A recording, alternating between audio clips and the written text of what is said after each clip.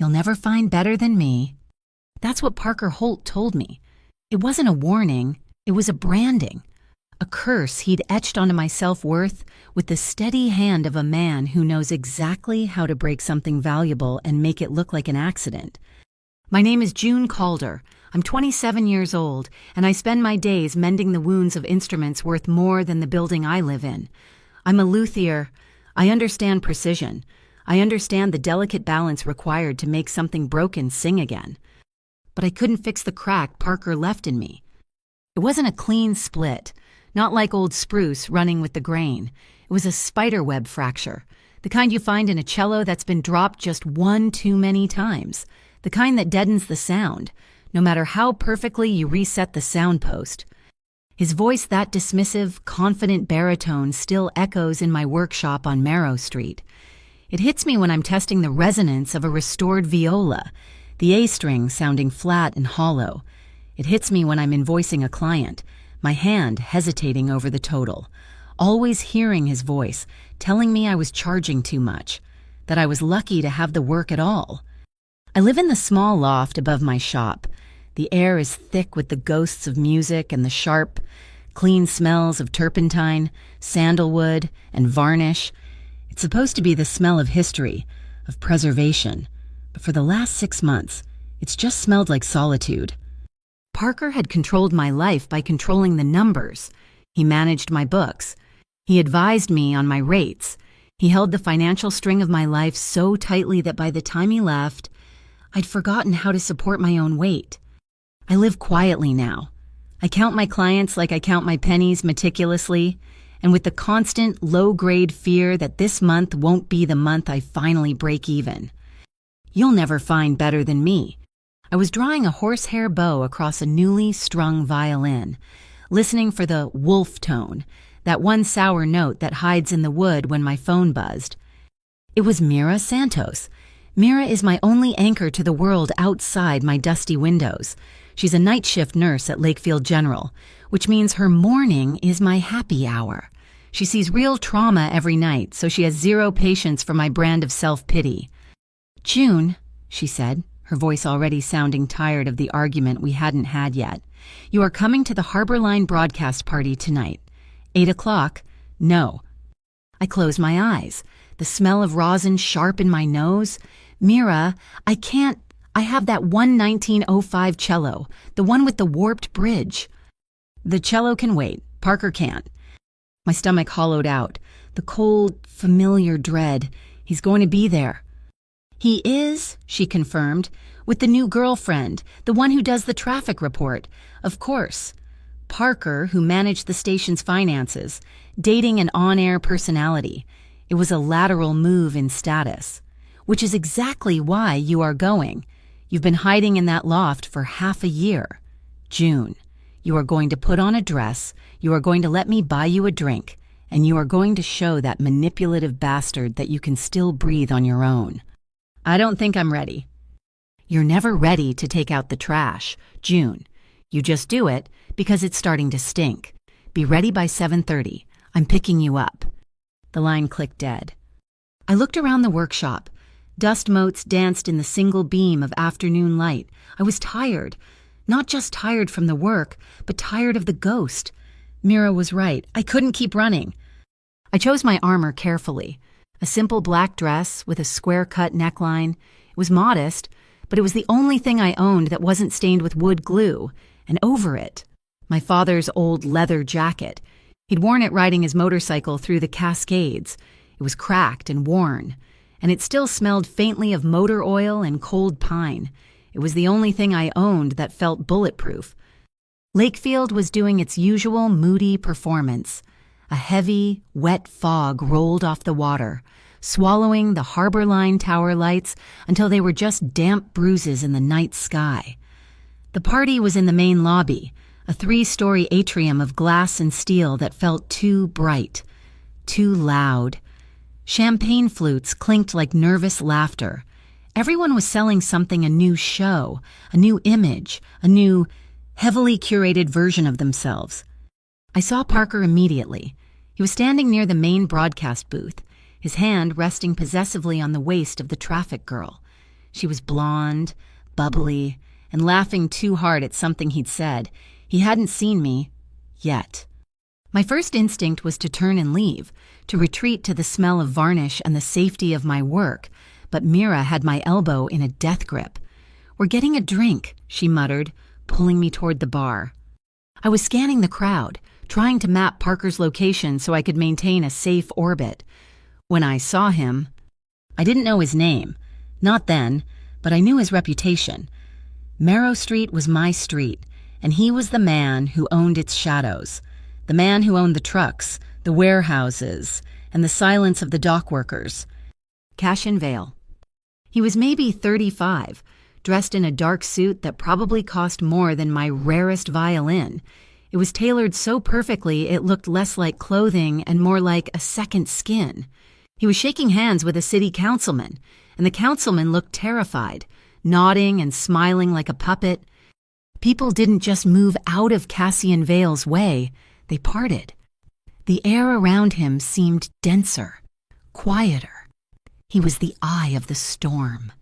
"Don't stare," Mira hissed, handing me a club soda. "That's the Marrow Street Collective. They're not nice." "He's on my street," I whispered, watching him. "He owns your street, June. Just don't." I turned back to the bar, taking a sip. The cold water doing nothing to steady my nerves. I just needed to survive 1 hour, 60 minutes, then I could go home. I finished the drink too quickly and turned to head back to Mira, who had already been swallowed by a group of nurses from her floor. I wasn't watching where I was going. My heel, worn down on one side from the walk to the grocer, caught the heavy bass of a floor monitor speaker. I didn't fall. A hand landed flat on the small of my back. It wasn't a shove, it wasn't a caress, it was an anchor. It was solid, immediate, and completely, impossibly steady. It was like an emergency brake being pulled in a hurricane. It didn't just stop me, it grounded me. I stabilized. My breath caught in my throat. I turned. My gaze met his. Cassian Vale. His eyes weren't black, as the rumors insisted. They were a dark, clear gray, like the lake just before a storm. He hadn't moved his hand yet, just held me steady as the crowd flowed around us like water around a stone. And over his shoulder, I saw Parker. Parker, who had been laughing, froze. His smile didn't just fade, it cracked, it splintered. His eyes went cold. That familiar, proprietary chill that I knew better than my own reflection. His hand tightened on the new girl's waist, pulling her closer. I heard his voice, a low hiss meant only for me, even across the 10 feet of noise separating us. Cheap theatrics, June. My blood turned to ice. The old shame, the automatic flinch. I felt my spine curve, the instinct to make myself smaller. Cassian Vale must have felt the tension shift in my back. His hand finally dropped away. The loss of its warmth, immediate. But he didn't move. He hadn't looked at Parker. He was looking only at me. "You okay?" His voice was low, clean, no arrogance, no flirtation, just observation. I nodded, unable to find my voice. His gaze drifted down to my hands, which I was clenching at my sides. He looked at my fingertips, then at the calluses on my left hand. A flicker of something recognition passed through his eyes. "Luthier," he said. It wasn't a question, it was a statement of fact. I blinked, thrown. How did you know? "The calluses." He glanced at my right hand, still clutching my empty glass. The faint smell of turpentine under the soap. Precision work. You fix things. He looked back at my face. Cassian Vale. He offered his name like a piece of collateral, not an introduction. June Calder, I managed, my voice sounding thin. Before I could say anything else, the music died. The bright, obnoxious pop song cut off mid-chorus. The spotlight scanning the atrium flickered once, twice, and went out. The entire lobby was plunged into the emergency lighting, a sickly, dim red glow that cast long, monstrous shadows. A confused murmur went through the crowd, a technical glitch. Then I heard the shouting. It wasn't party loud, it was backstage. Dangerous. "Where is the box, the Harbor Line box?" a voice snarled. It was metallic, amplified by panic or a megaphone. I couldn't tell. People started to back away from the stage, confused. I saw Parker grab his new girlfriend by the arm and pull her toward the main revolving doors. He didn't even look back at me. "It's not here, I told you. We don't have it." That was the station manager, his voice cracking. A sound cut through the air. It wasn't a bang. It was a sharp hiss, followed by a metallic pop, like compressed air escaping. I watched, frozen, as the high-mounted security camera above the backstage door sparked and its little red light died. My heart stopped. That wasn't a glitch. That was a silenced weapon. The crowd's murmur turned into a collective gasp. The panic became real. A slow surge toward the exits. I was rooted to the spot, my feet suddenly made of lead. A hand grabbed my elbow, firm, not rough, Cassian. He didn't pull me. He guided me, moving against the flow of the terrified crowd. "Not the main doors," he said, his voice level. "This way." He pushed open a heavy steel door marked Emergency Exit C, leading into a dark concrete stairwell. The air was cold, smelling of damp cement. He moved me in front of him, into the shadow, shielding me with his body. Another bot sound echoed from the hall, closer this time, followed by the sound of a champagne bottle shattering. I was trembling, the old leather jacket suddenly feeling as thin as tissue paper. Cassian stood in the doorway, a silhouette against the red chaos of the lobby, scanning the hall. He looked back at me, his face lost in the darkness of the stairwell. He let the heavy door click almost shut, plunging us into near blackness, leaving only a sliver of red light. "Stay with me," he said. His voice was the calmest thing in the building. "It's not safe here." He put his hand on my back again. It wasn't to steady me this time. It was to keep me moving, to shield me. It was the beginning of something I didn't understand. It felt like an opening commitment. The heavy steel door clicked shut, sealing us in darkness. The sudden silence was louder than the panic in the lobby. I could hear my own breathing, sharp and shallow. Cassian didn't move for a second, just listened. From the other side of the door, the muffled sounds of chaos grew, shouting, the heavy thud of something being overturned. "They're not station security," Cassian said, his voice a low vibration in the concrete box. "They're organized."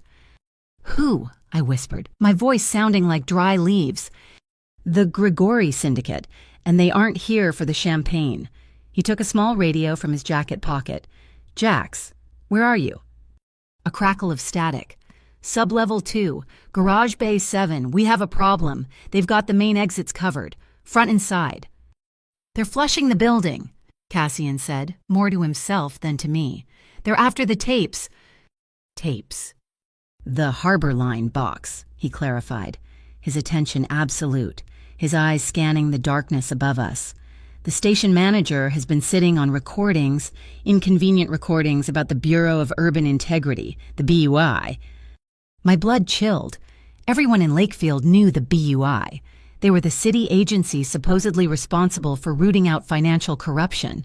They were also, as rumor had it, the most effective shakedown operation in the state. "The BUI and Grigori," I asked. "Oil and water. Grigori wants the leverage. The BUI wants their secrets buried, and we're stuck in the middle." He keyed the radio again. "Jax, they're using the stairwells as a choke point. Get to the B-level access corridor. We'll meet you. Go dark." "Copy." Cassian put his hand back on my shoulder. "We're going down." He moved with an unnerving confidence in the dark, one hand on the railing, the other lightly guiding me.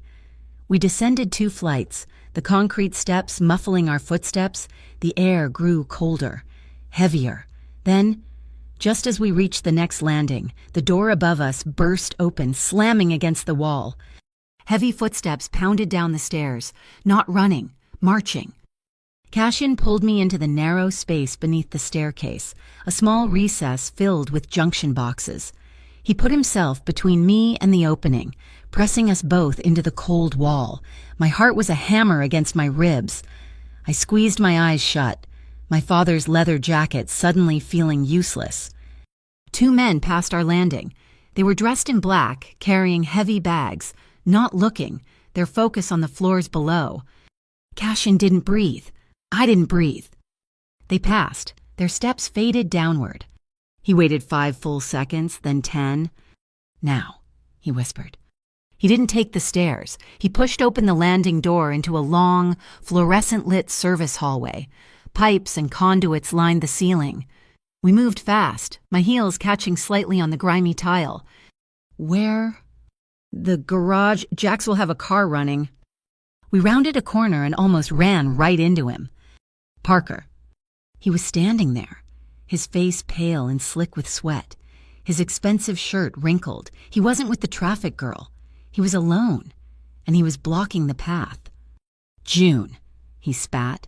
His eyes flicked from me to Cassian, a toxic mix of fear and his old, familiar contempt. "Wow, you really traded up fast, didn't you?" "What, the fiddle-fixing business finally dried up." "Parker, get out of the way," I said, my voice shaking but cold. "Is that what this is?" He took a step toward me, his smile a thin, ugly line.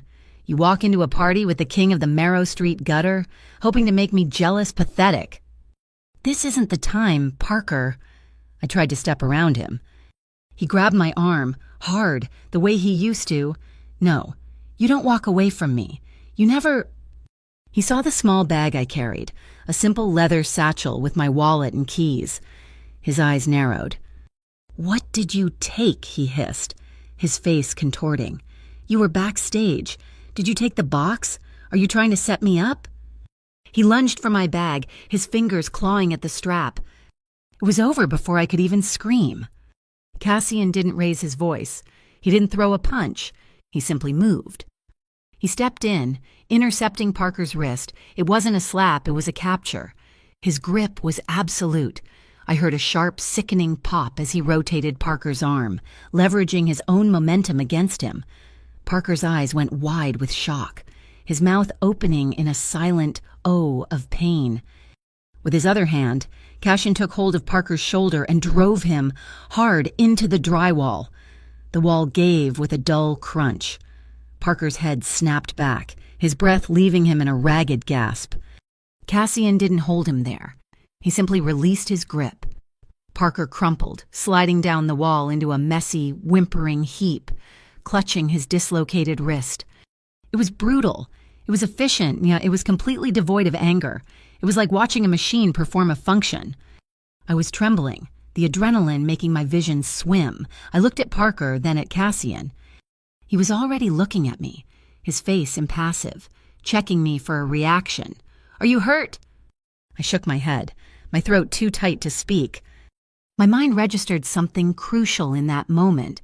As I stood there, shaking but not broken, I realized something about the hand that had been on my back, the man who had just dismantled my tormentor. Parker's touch had always been about owning. It was a brand, a claim. Cassian's touch, it was different. It was a shield. It was there to protect. It wasn't holding me. It was holding the world off me. A sudden, piercing shriek echoed through the building. The fire alarm. "He's right about one thing," Cassian said, his voice urgent as he pulled me away from Parker's groaning form. "They're trying to set someone up." We burst through a final set of doors into the parking garage. The air was thick and hazy. "It's not fire," I choked, my eyes stinging. "It's smoke, like a canister." "Covers the cameras, creates chaos," Cassian said, scanning the rows of parked cars. "They're not just stealing, they're creating a diversion for the exit." The strobing emergency lights of the alarm system cut through the artificial fog, turning the garage into a disorienting, pulsing red nightmare. A black SUV, so large it looked military, roared around the corner and skidded to a stop in front of us. The passenger door flew open. "Get in," Cassian ordered. I scrambled inside, sliding onto the cold leather. Cassian was in beside me in a second, slamming the heavy, armored-sounding door. The driver, a man with a shaved head and a scar that ran from his temple to his jaw, didn't even look at us. He just hit the gas. The SUV fishtailed, its tires screaming, and shot toward the exit ramp. "Jax," Cassian said, "where's Mira Santos?" "Block behind us. Blue sedan, she's clear," the driver Jax replied, his voice like gravel. I looked back. Through the smoke, I saw Mira's little Toyota peel out from a different exit, heading in the opposite direction, toward the hospital. She was safe. She had her shift. A bubble of hysterical laughter threatened to rise in my throat. My friend was going to clock in after a high-speed escape. We burst out onto the street. The tires hitting the wet pavement. Jax didn't slow down. He ran the first red light, then the second, weaving through the late-night traffic with terrifying precision. "They'll have the bridges watched," Cassian said, looking into the side mirror. "Take the lower viaduct. Get us to the water." "Got a tail," Jax said, his eyes on the rear view. "Black sedan, 2018 model." Cassian didn't even turn. "Lose it." Jax nodded. He cranked the wheel, pulling us into a one-way street against traffic. Horns blared. We scraped the side of a delivery van, the sound a horrifying screech of metal, but the SUV didn't even shudder. We shot through an alley, scattering dumpsters, and emerged 3 blocks over, heading south. After 5 minutes of the most aggressive driving I'd ever experienced, Jax finally eased off the gas. We were on the waterfront, the dark, choppy surface of the lake absorbing the city lights. The fog was thicker here. "We're clear, boss," Jax said. Cassian just nodded. He turned to me. The adrenaline was starting to fade, leaving me feeling hollowed out and cold. "Did you have the recordings?" he asked, his voice flat. "What? No, of course not. I just fix violins." "Parker seemed to think you did." He's paranoid. He thought I was there to spy on him." I wrapped my arms around myself, the motion pulling at my father's jacket, and I felt it. Something small, hard, and angular in the inner breast pocket, a pocket I never used. My blood ran cold. My fingers, shaking, fumbled with the zipper. I reached inside. It wasn't my wallet. It wasn't a key. It was a small, silver USB drive. It was wrapped tightly, almost obsessively, in black electrical tape. "No," I whispered. I pulled it out, staring at it in the dim light of the dashboard. "No, no, no." Parker, back in the lobby, when he'd hissed at me. He hadn't just been posturing. He'd been within arm's reach. He must have seen the chaos starting, seen me near Cassian, and in a moment of sheer, cowardly panic, he'd slipped it into my pocket. He'd made me the mule. Cassian looked at the drive in my hand. His expression didn't change, but his gray eyes hardened. "He planted it on you," Cassian stated. He must have, at the party, oh God, I was going to be sick." "Give it to me," Jax said from the front seat. "No," Cassian said. He held my gaze. "That's it, isn't it? The BUI negotiations, the recordings." "I don't want it," I said, my voice cracking. I tried to shove it at him. "Please take it. This has nothing to do with me. I just wanted to go to a party." Cassian didn't move. He wouldn't take it. "If I take that, June," he said, his voice quiet but intense, "you become my problem. You become a piece on my board, the Grigori Syndicate. The BUI, they'll see you as my asset, and you'll be treated like one. But if I keep it? If you keep it, it's yours. It's your information, your choice. Right now, they don't know who has it. Parker doesn't know you found it. The only people who know it exists are in this car. And us," he said, nodding toward Jax. "We don't talk." He was offering me something Parker never had, a choice, a terrible, terrifying choice. "I can't." I looked at the drive, a small silver bomb in my hand. "Where do I go? I can't go home. Parker knows where I live." "No, you can't," Cassian agreed. He looked at Jax. "The Argent." Jax nodded. "Top floor is clean." "The Argent Hotel," Cassian said to me. "The penthouse floor is private. No one gets up without a key. No one knows you're there. Jax will take you." He took a business card from his wallet. It was heavy, black stock, with only a 10-digit number embossed on it. He wrote a second number on the back. This top number is the code for the elevator. The second, he said, tapping the handwritten digits, is Jax's private line. Not his work phone, his private line. You call it if you see a shadow you don't like. You call it if the wind blows the wrong way.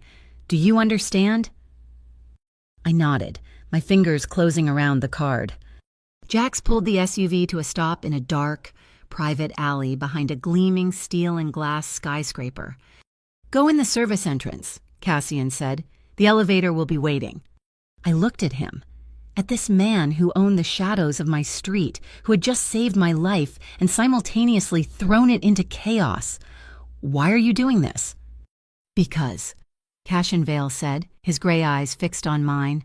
I don't like when people break things just to see them fall. I got out of the car, the door shut behind me with the heavy, final thunk of a vault. I stood in the alley, clutching a taped-up USB drive and a phone number, and watched the taillights of the SUV disappear into the fog. I looked up at the hotel, then out toward the lake. The city lights were just a faint, trembling pulse behind the mist. They looked like the unsteady rhythm of a new heartbeat. I knew, with a certainty that chilled me to the bone, that I had just stepped into a different key. The simple, quiet melody of my life was over. And this new arrangement, it was going to be dangerous. The Argent Hotel penthouse was like a museum exhibit on how the rich hide. The air was scrubbed clean, the carpets were so thick they absorbed all sound, and the view of Lakefield was a silent, glittering panorama of a city that suddenly felt alien. It was safe, it was sterile, and after 6 hours, I was suffocating. It didn't smell right. My home, my life smelled of rosin, wood glue, and the sharp, comforting bite of turpentine. This place smelled like nothing. I left at dawn. I didn't call Jax. I didn't take the private elevator. I took the service stairs down 21 floors and hailed a cab 2 blocks away, paying cash. I couldn't live in a gilded cage. Not his, not anyone's. When I unlocked the triple bolt on my workshop door on Marrow Street, the familiar scent hit me, and for the first time since the party, my shoulders dropped. This was my territory. My unfinished project was waiting, glowing in the weak morning light, a late 1940s cello, a beautiful piece with a stubborn wolf tone on the G string. I sat on my stool, picked up my best bow, and drew it across the string. Bzz. There it was. That sour, vibrating buzz, the sound of a flaw deep in the wood. I closed my eyes. I didn't think about Cassian's calculated calm, or Parker's desperate cruelty, or the feel of a silenced weapon cutting the air. I just listened to the string. I listened for the imperfection. This, I understood. This I could mend. The steady resonance of the wood, even flawed, grounded me. The USB drive was a heavy, toxic weight in my jacket pocket. Cassian had given me a choice. If I take it, you become my problem. If you keep it, it's yours. He'd laid out the trap perfectly. If I gave it to him, I was his pawn. If I kept it, I was a target for everyone else. I wouldn't be either. I picked up my phone and called Mira. She picked up on the 3rd ring, her voice thick with sleep. You alive? Mostly, Mira, I need a lawyer. Not one of Parker's $1,000 an hour sharks. I need someone real. Tara Wynn, she said, instantly awake. Community Law Center, over on 8th. She took on that landlord in the garment district and won. She eats developers for breakfast. What did you do? June. I'll tell you later. Send me the address. I made my decision. I would not be defined by what Parker did to me, or by what Cassian Vale might do. The USB was a sickness. I was going to quarantine it. I put the cello down, grabbed my coat, and walked. I walked. I didn't take a cab straight to Tara Wynn's office. I was back in the workshop an hour later, the USB drive safely tucked in Tara's office, safe. A copy of a copy hidden somewhere only she knew. I felt lighter. I felt like I could breathe again. I was meticulously planning the feat of a new bridge for the cello when the bell over my shop door jingled. I went rigid. My stomach dropped. The old panic flaring hot and fast, I gripped the small, razor-sharp plane in my hand. But it wasn't a man in a suit. It was a woman. She looked to be in her mid-20s, dressed in black jeans and a worn leather jacket that looked suspiciously like mine. She had the same dark, intense hair as Cassian and the exact same storm-gray eyes, but where his were steady and calculating, hers were restless, sharp, and slightly annoyed at the world. She was carrying a heavy-duty viola case. "June Calder?" she asked. Her voice was a low alto, clipped. "That's me." She set the case on my workbench and flipped the latches. "Can you fix this?" I looked inside. The instrument was beautiful, a rich, dark-flamed maple. It was also a mess. The bridge was snapped in half, and a hairline crack ran from the right F-hole up toward the tailpiece. It looked like it had been dropped, hard. "The bridge is firewood," I said, lifting the instrument gently. "I'll have to carve a new one from a blank. The crack that's serious. I can stabilize it, clamp it, maybe use some hide glue, but its voice will change." I don't care," she said, watching my hands, not my face. "I don't care what it costs. I care if it's right. Can you make it sing again?" I met her gaze. That's what I do. She didn't leave, the way most clients did. She pulled up a stool and just watched. She didn't talk. She observed me as I took calipers to the fingerboard, as I measured the precise curve of the belly, as I selected a raw, pale maple bridge, blank. "You're not just going to patch the old one?" she asked, her voice skeptical. "Patching is a short-term fix," I said, my knife making the first long, shaving cut. "It kills the resonance. The feet of the bridge have to be a perfect 100% match to the curve of the top, even a hair's width gap, and the sound gets trapped in the wood. It won't transfer. It'll sound muffled." She nodded, a small, sharp acknowledgement. Precision. We sat in silence for almost an hour, the only sounds the shh of my knife carving the maple and the distant hum of Marrow Street. We were communicating not with words, but with the shared, quiet language of craft. It was the most normal I'd felt in days. My phone, sitting on the bench, buzzed. A text from a number I didn't recognize. "Give me back my thing. You have no idea what you're doing. June? You're swimming with sharks. Parker." My hand, the one holding the knife, stopped moving. A cold tremor ran up my arm. The woman on the stool saw it. Her gray eyes narrowed. Just a fraction. I put the knife down. I took a deep breath. I looked at the text. Then, deliberately, I blocked the number. I picked the knife back up. My next cut was clean. The bell over the door jingled again. This time, my blood froze solid. 2 men. They were not musicians. They were built like refrigerators, dressed in suits that were too tight in the shoulders. They blocked the light from the door. "Shop's closed," I said. My voice was tight. "Sign says open," the taller one said. He had a flat, broken nose. His eyes weren't looking at the instruments. They were cataloging the room. They slid over me, then over Rowan, who had tensed on her stool. "I'm with a client. We're closed. Please leave." The men exchanged a look. The shorter one took a step inside the shop. "We're just browsing, sweetheart." Rowan stood up. She didn't look afraid. She looked bored, which was somehow more terrifying. "I asked you to leave," I said, my voice rising. My free hand slid under the workbench. My fingers brushed against cold plastic. A small, square button. It was new. It wasn't there last week. Cassian. He'd had someone Jax install it, probably while I was hiding at the Argent.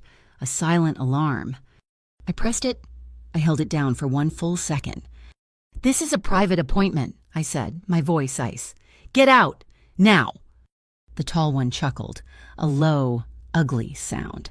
"Or what you gonna hit me with that little wood shaver?" A black SUV, the same one from last night, mounted the curb with a heavy thud and screeched to a halt, blocking the entire storefront. Jax got out. He didn't run. He just unfolded himself from the driver's seat, a man with all the time in the world. The 2 men in my shop saw him. Their bravado evaporated like water on a hot stove. The tall one's face went pale. "We were just leaving," he muttered. They turned, clumsy in their haste, and practically fell out the door, walking fast down Marrow Street, disappearing around the corner. Jack stepped into the doorway, his eyes scanning the shop. He looked at me. "Miss Calder, you're okay." "I am now." He nodded. "They left something." He pointed to the sidewalk, a plain manila envelope. Jax put on a pair of thin leather gloves from his pocket, picked it up, and looked inside. His expression, usually granite, tightened. He handed it to me. My stomach turned to water. Photographs. Candid. Me, walking to the deli yesterday, looking over my shoulder. Me, leaving Tara Wynn's office not an hour ago. Me, through the window of my shop, taken from across the street. Rowan looked over my shoulder at the pictures. "Well," she said, her voice dripping sarcasm, "at least they're not blurry." She looked at Jax, a flash of recognition in her eyes. "Ren, 4 minutes. That's a new record." Jax just grunted. "Boss will be in touch." He turned, got back in the SUV, and was gone. I looked at Rowan. Vale, I said, remembering the intake form. "Rowan Vale."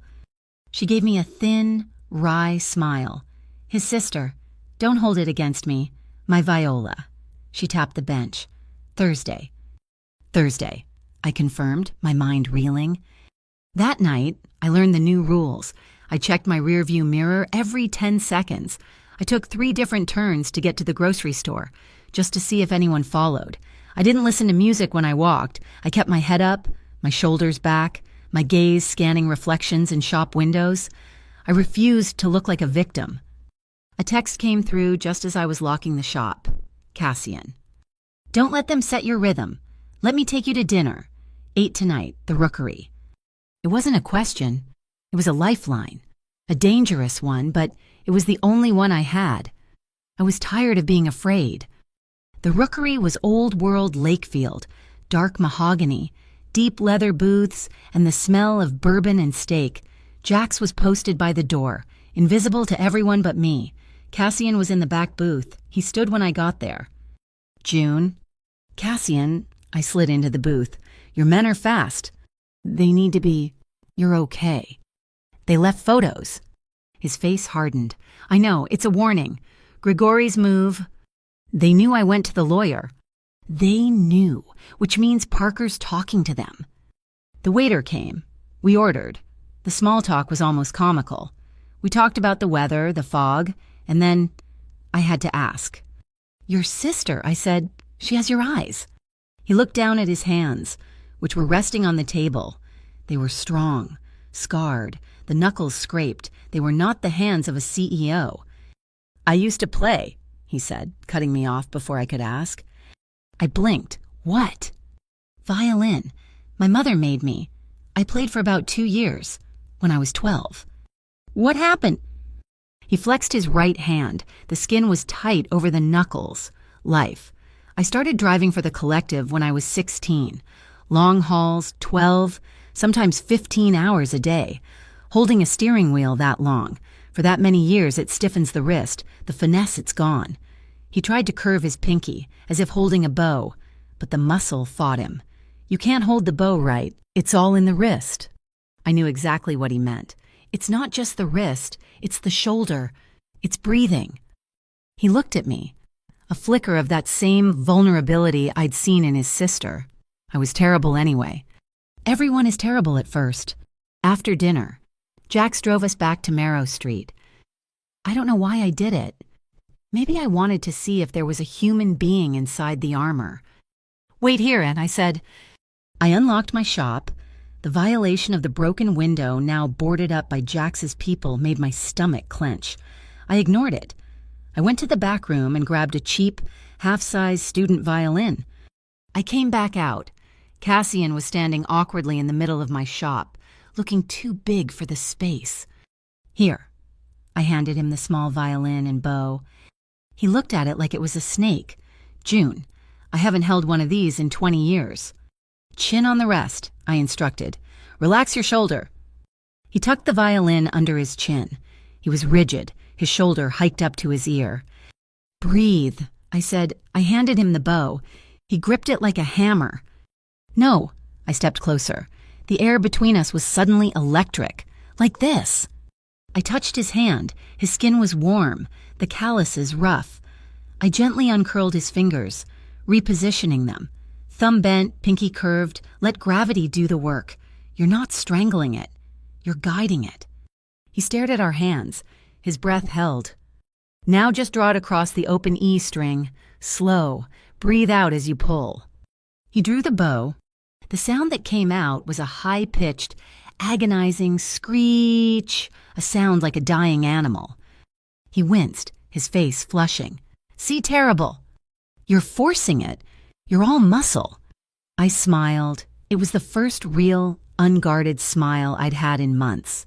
You're trying to control it. You can't. You have to let it resonate again and breathe. He tried again. Scree-e, a little better. A note. A very, very ugly note. A low chuckle started in his chest, a real laugh. I'm a menace. You're a beginner, I said, laughing with him. We were standing close enough that I could smell the faint, clean scent of his soap under the leather of his jacket. The distance between us wasn't just small, it was intimate. He carefully set the violin down. His gaze was heavy. I won't promise you that you'll be safe. June, he said, his voice low, echoing the honesty I craved. I can't. This world, the one you just stepped into, it isn't safe, but I will promise you this. He held my eyes. I will always tell you the truth, even when it's hard to swallow. I nodded. Honesty. I could work with honesty. We walked outside to the waiting SUV. The street was quiet. Jax was alert, scanning the rooftops. Cassian opened the passenger door for me.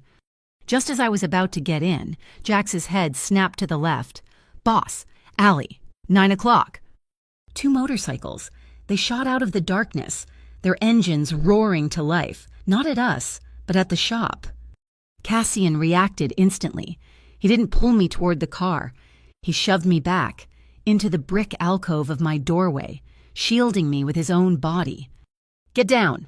A sound like a gunshot, but not.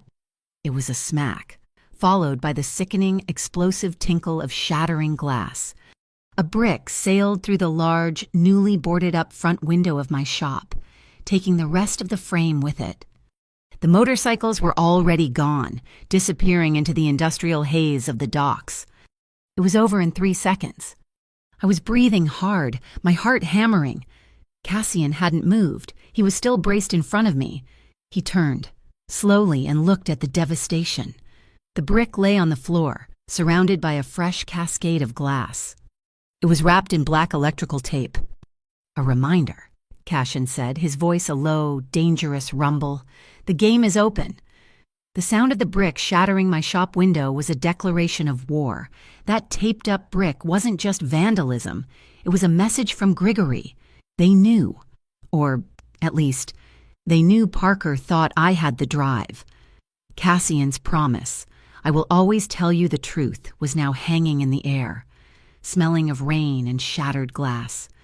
The game is open, he'd said. I hated that he was right. The next morning, I didn't hide. I didn't call Jax. I took the real USB from its hiding place, a hollowed-out block of spruce I kept for bass bars, and I met Tara Wynn at a sterile coffee shop 4 miles from her office. She brought a laptop that looked like it had survived a war, a clean machine that had never touched the internet. She plugged in the drive. Her expression, usually so open and empathetic, became a mask of cold, professional focus. She scrolled. She clicked. Her jaw tightened. Well, June, she said, finally looking up. Her voice was low. This isn't just smoke. This is the entire building on fire. What is it? I whispered, my coffee untouched. It's him, Vesper Lang, the director of the Bureau of Urban Integrity, the most powerful, untouchable man in Lakefield city government. It's audio, clear audio, time-stamped, him, negotiating compliance fees with a man he calls G. Grigory, I breathed. And worse, she turned the laptop screen. It was a scanned document, a ledger, digital receipts for cash transfers, offshore account numbers, dates, amounts. Vesper Lang isn't just ignoring the city's corruption. He's the chief accountant. I felt the floor drop out from under me. We go to the police.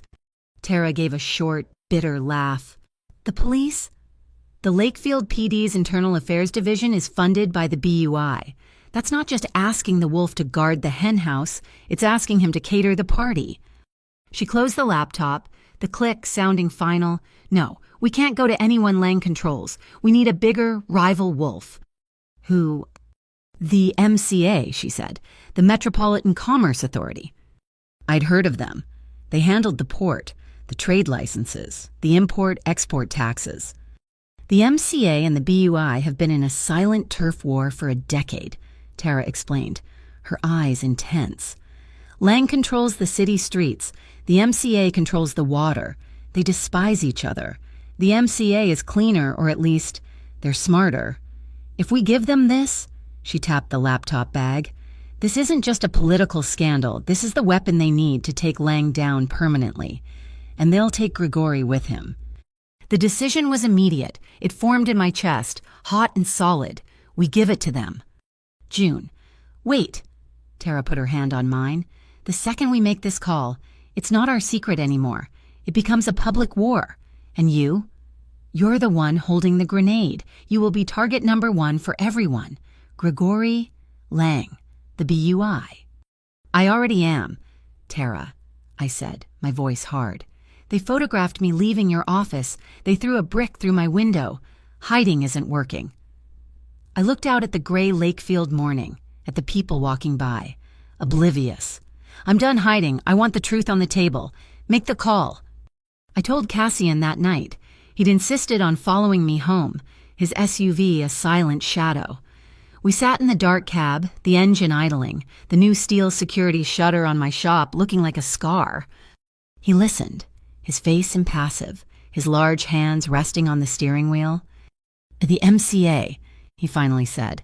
The name sounded like grit in his mouth. Tara says they're the only ones who can fight the BUI. They're a legitimate agency. She's right, he said. And she's wrong. Tara plays by the rules of the court. We are not in court. June, he turned to me. The faint glow of the dashboard lights carving his face from the shadows. The MCA is a government body. They're slow. They're political. They leak. You give that drive to them. You're not just starting a war. You're creating a public battlefront. You'll have Grigori and Lang's BUI operatives coming at you, and the MCA won't be able to protect you. They'll be filing paperwork while you're dodging bullets. So what's the alternative? I challenged, the fear turning to anger. I hide in your hotel, I cower in my workshop, and let you and your sister fight my battles for me. That was my shop they attacked, Cassian. This is my life they're trying to destroy. He was silent for a long moment, just watching me. You're right, he said. The admission quiet. It's your choice. You're bored. He took a deep, measured breath. But we do it my way. If you're going to walk into the fire, I'm choosing where we light the match. Tara made the call. The MCA was eager, unsettlingly eager. They wanted a meeting, immediately, not at their downtown offices, neutral ground. The old Watergate Center, Cassian told me 2 days later. He was in my shop, looking at a satellite map on a tablet. By the spillway. It's an abandoned container yard. It's a trap, I said, my throat dry. Of course it is, he said, not looking up. Which is why we're going to trap the trappers. Grigori thinks you're a frightened girl. Lang thinks you're leverage. We're going to use that. He didn't send Jax, not at first. He sent 4 men I'd never seen. Men who looked like longshoremen, who blended into the industrial haze of the docks. They were his scouts. They'd been on site for 24 hours, hidden, watching. You're not going in alone, he said. He handed me a small, dense black object, a thin vest. Cassian, I can't... Put it on. His voice was flat, leaving no room for argument. Under your jacket, or you don't go. Rowan will drive you. You'll be in her company van. Jax and I will be in the perimeter. You are not to get out of the van. You make the handoff. You leave. He handed me a new USB drive, identical to the one I'd given Tara. The data on this is a bait file. It's corrupted. It'll read as authentic for about 30 seconds. just long enough for them to verify it, and then it'll fry whatever reader they plug it into. The Watergate Center was a graveyard of steel. Rusting shipping containers were stacked 4 and 5 high, creating narrow, dark canyons. A cold drizzle had started, turning the dirt to thick mud. Rowan drove the Lakefield Music Supply cargo van, handling it like it was a sports car. She was tapping a complex rhythm on the steering wheel, completely calm. "Target acquired," she said, nodding toward a gap between 2 stacks of red containers. A single black sedan.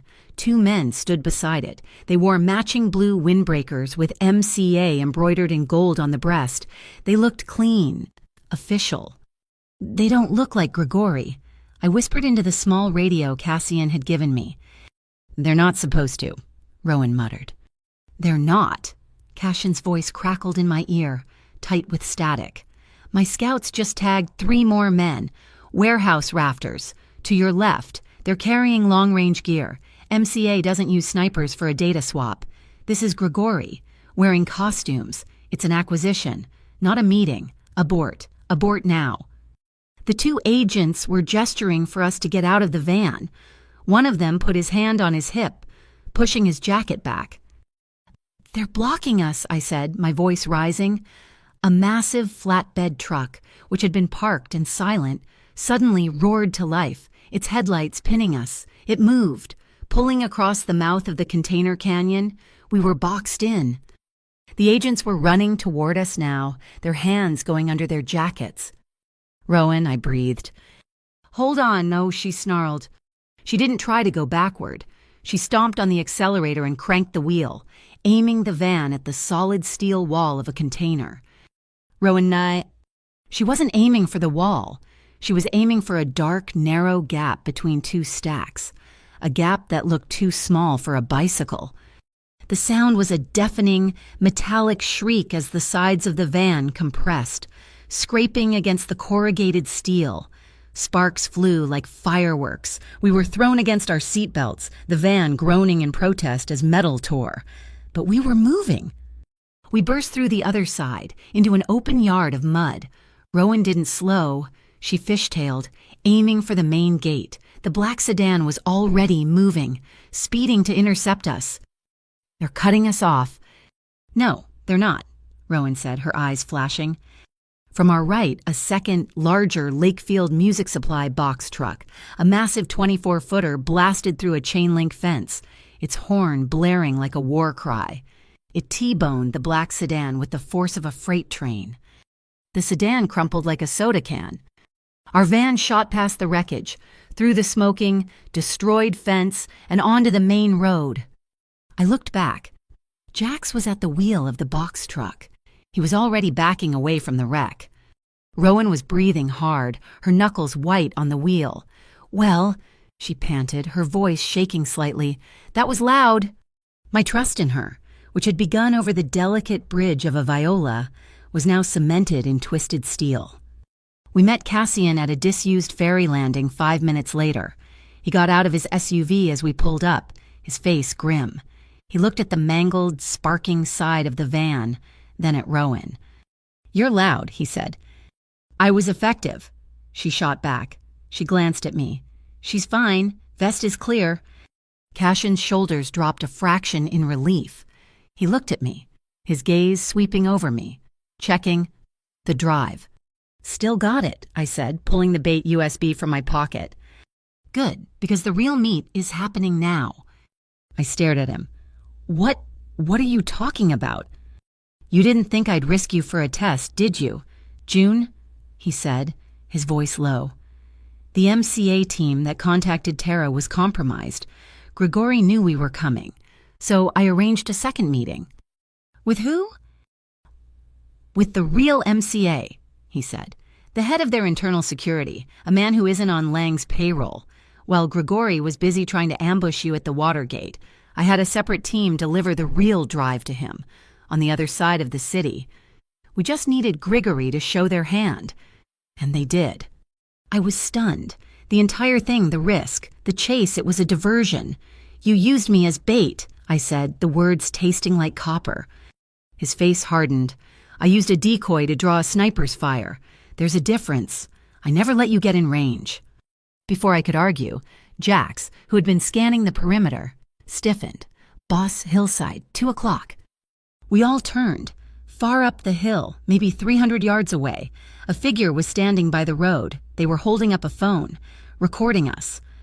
The figure lowered the phone, and even from this distance, I recognized him. The desperate, predatory slump of his shoulders. Parker.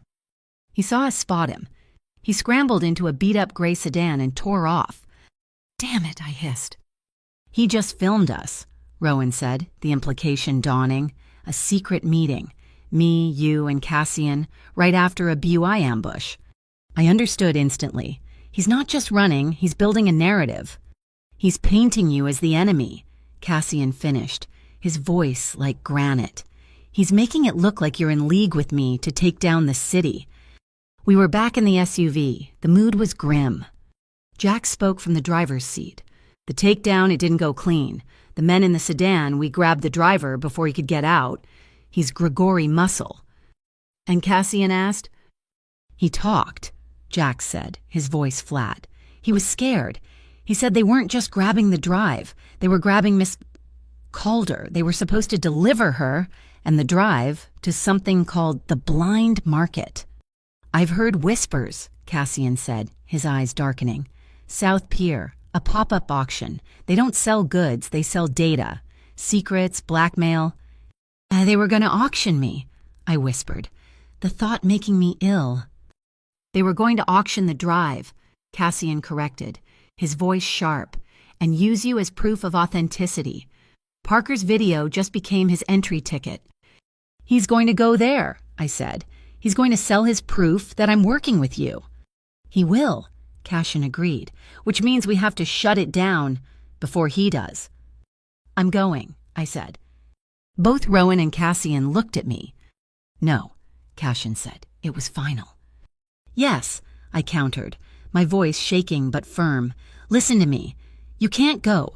You," I looked at Cassian, "are the king of Marrow Street. You walk in there, you start a war. And you," I looked at Rowan, "just T-boned their car. They know your face. But me." I held up my hands, my luthier's hands, calloused and stained with varnish. "I'm nobody. I'm just a girl Parker dragged into this. I'm the victim. I can get in. They won't be looking for you. They'll be looking for your army. I can be quiet." Cassian studied me for a long, agonizing minute. I saw the calculation in his eyes. I saw the pragmatic leader wrestling with the man who'd tried to teach me to hold a violin. "You're right," he finally said, and I could tell it pained him. "They won't expect you to be proactive. They expect you to be hiding." He pulled out his radio. "We're changing the plan. We're not hitting the market. We're infiltrating it." He looked at me. "But you don't go alone. Not for a second. You'll have this earpiece, a direct, open line to me. You'll wear the vest, and Jax will be your shadow. You do not engage. You find Parker, you get eyes on the data, and you get out. We handle the rest." He turned to Rowan. "You and I were going to create the ultimate distraction. We're going to feed a rumor to Grigori that the real drive is moving tonight. On the other side of town. We'll split their forces." It was a 2-layer plan, a 3-layer plan. It was a game of chess played with lives. "I'm not a pawn, Cassian," I said quietly as he handed me the small, flesh-colored earpiece. He looked at me, his gaze softening for just an instant. "I know," he said. "You're the queen. Now let's go take the board." The South Pier warehouse wasn't a building. It was a metal cavern, cold and damp, smelling of rust and dead fish. The Blind Market was a pop-up city of folding tables and jury-rigged projection screens, all lit by the sickly blue-white glare of halogen work lights. This wasn't a place for the rich. It was a place for the desperate and the predatory. Men in suits huddled with men in hoodies, their voices a low, secretive hum. "Software bundles," a man with a scarred face announced from a small stage. "Proprietary code, B2B. We start the bidding at 50,000. He meant a corporation's entire payroll database. My disguise was simple black jeans, my father's jacket, and a heavy set of professional-grade headphones. My luthier's toolkit, slung over my shoulder, completed the look. I was just an audio tech, here to check the levels. The headphones were my lifeline. One cup fed me the ambient sound of the room, the other fed me the voices of my team. "I'm in," I whispered, my lips barely moving as I knelt to check a cable. "Main floor is packed." "Copy." Cashin's voice came back, impossibly clear, low and calm. "I'm on the catwalk, second level, northeast corner. I have eyes on the main stage and both exits." "West fire exit is rigged and clear," Jax added, his voice like gravel in the earpiece. "I'm on the outside."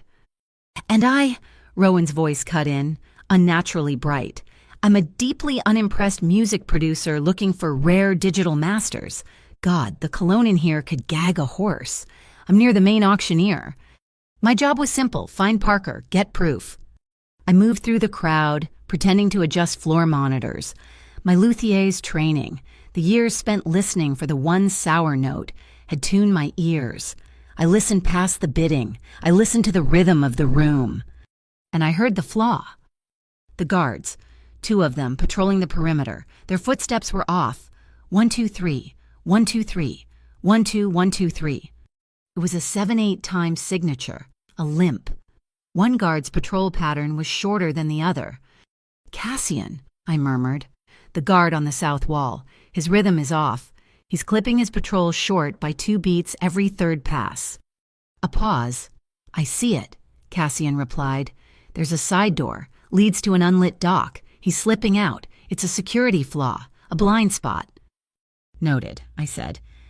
And then I saw him, Parker. He wasn't hiding. He was standing near a private, roped-off booth, and he wasn't alone. He was shaking hands with a tall, skeletal man in an expensive suit, the Grigori lieutenant, the man from the container yard ambush. Parker looked confident. He was smiling. That awful, proprietary smile he used to give me. He thought he was a player. He thought he'd finally found people who were better than me. I needed to get closer. I uncoiled a length of audio cable from my bag and moved toward a large speaker stack near their booth, pretending to troubleshoot. "And the beauty of it is, she's terrified," Parker was saying, his voice slick with newfound arrogance. He held up his phone.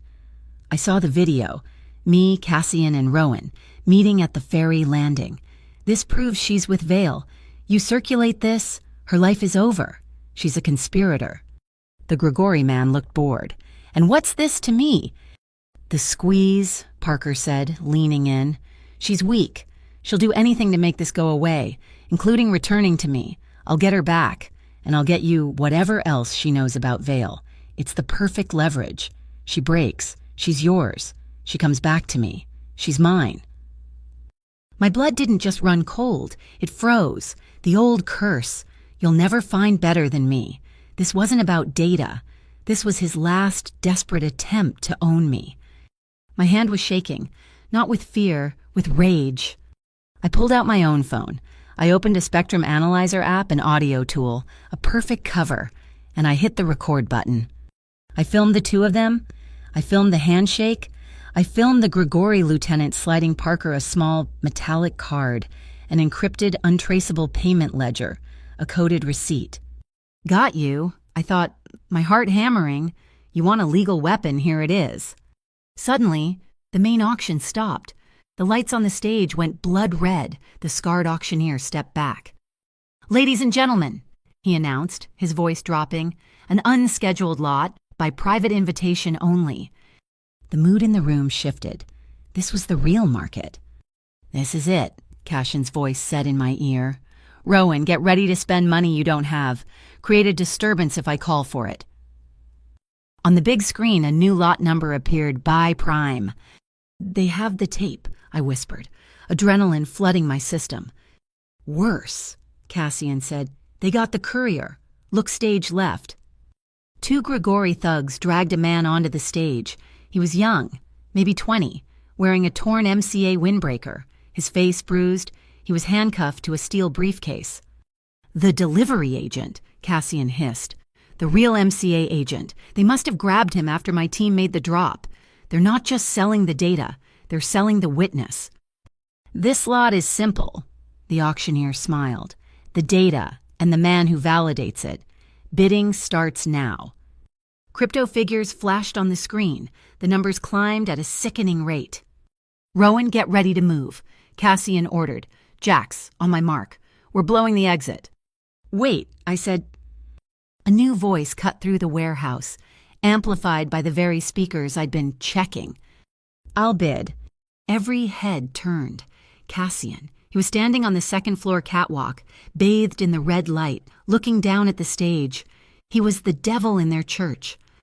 The Grigory lieutenant stepped out of the booth, his face a mask of cold fury. Mr. Vale, you're not invited, and your money is no good here. I'm not bidding with money, Cassian said, his voice echoing in the sudden, dead silence. He held up something small, a single, gleaming data chip. I'm bidding with information. Your tape, he pointed to the stage, is one conversation.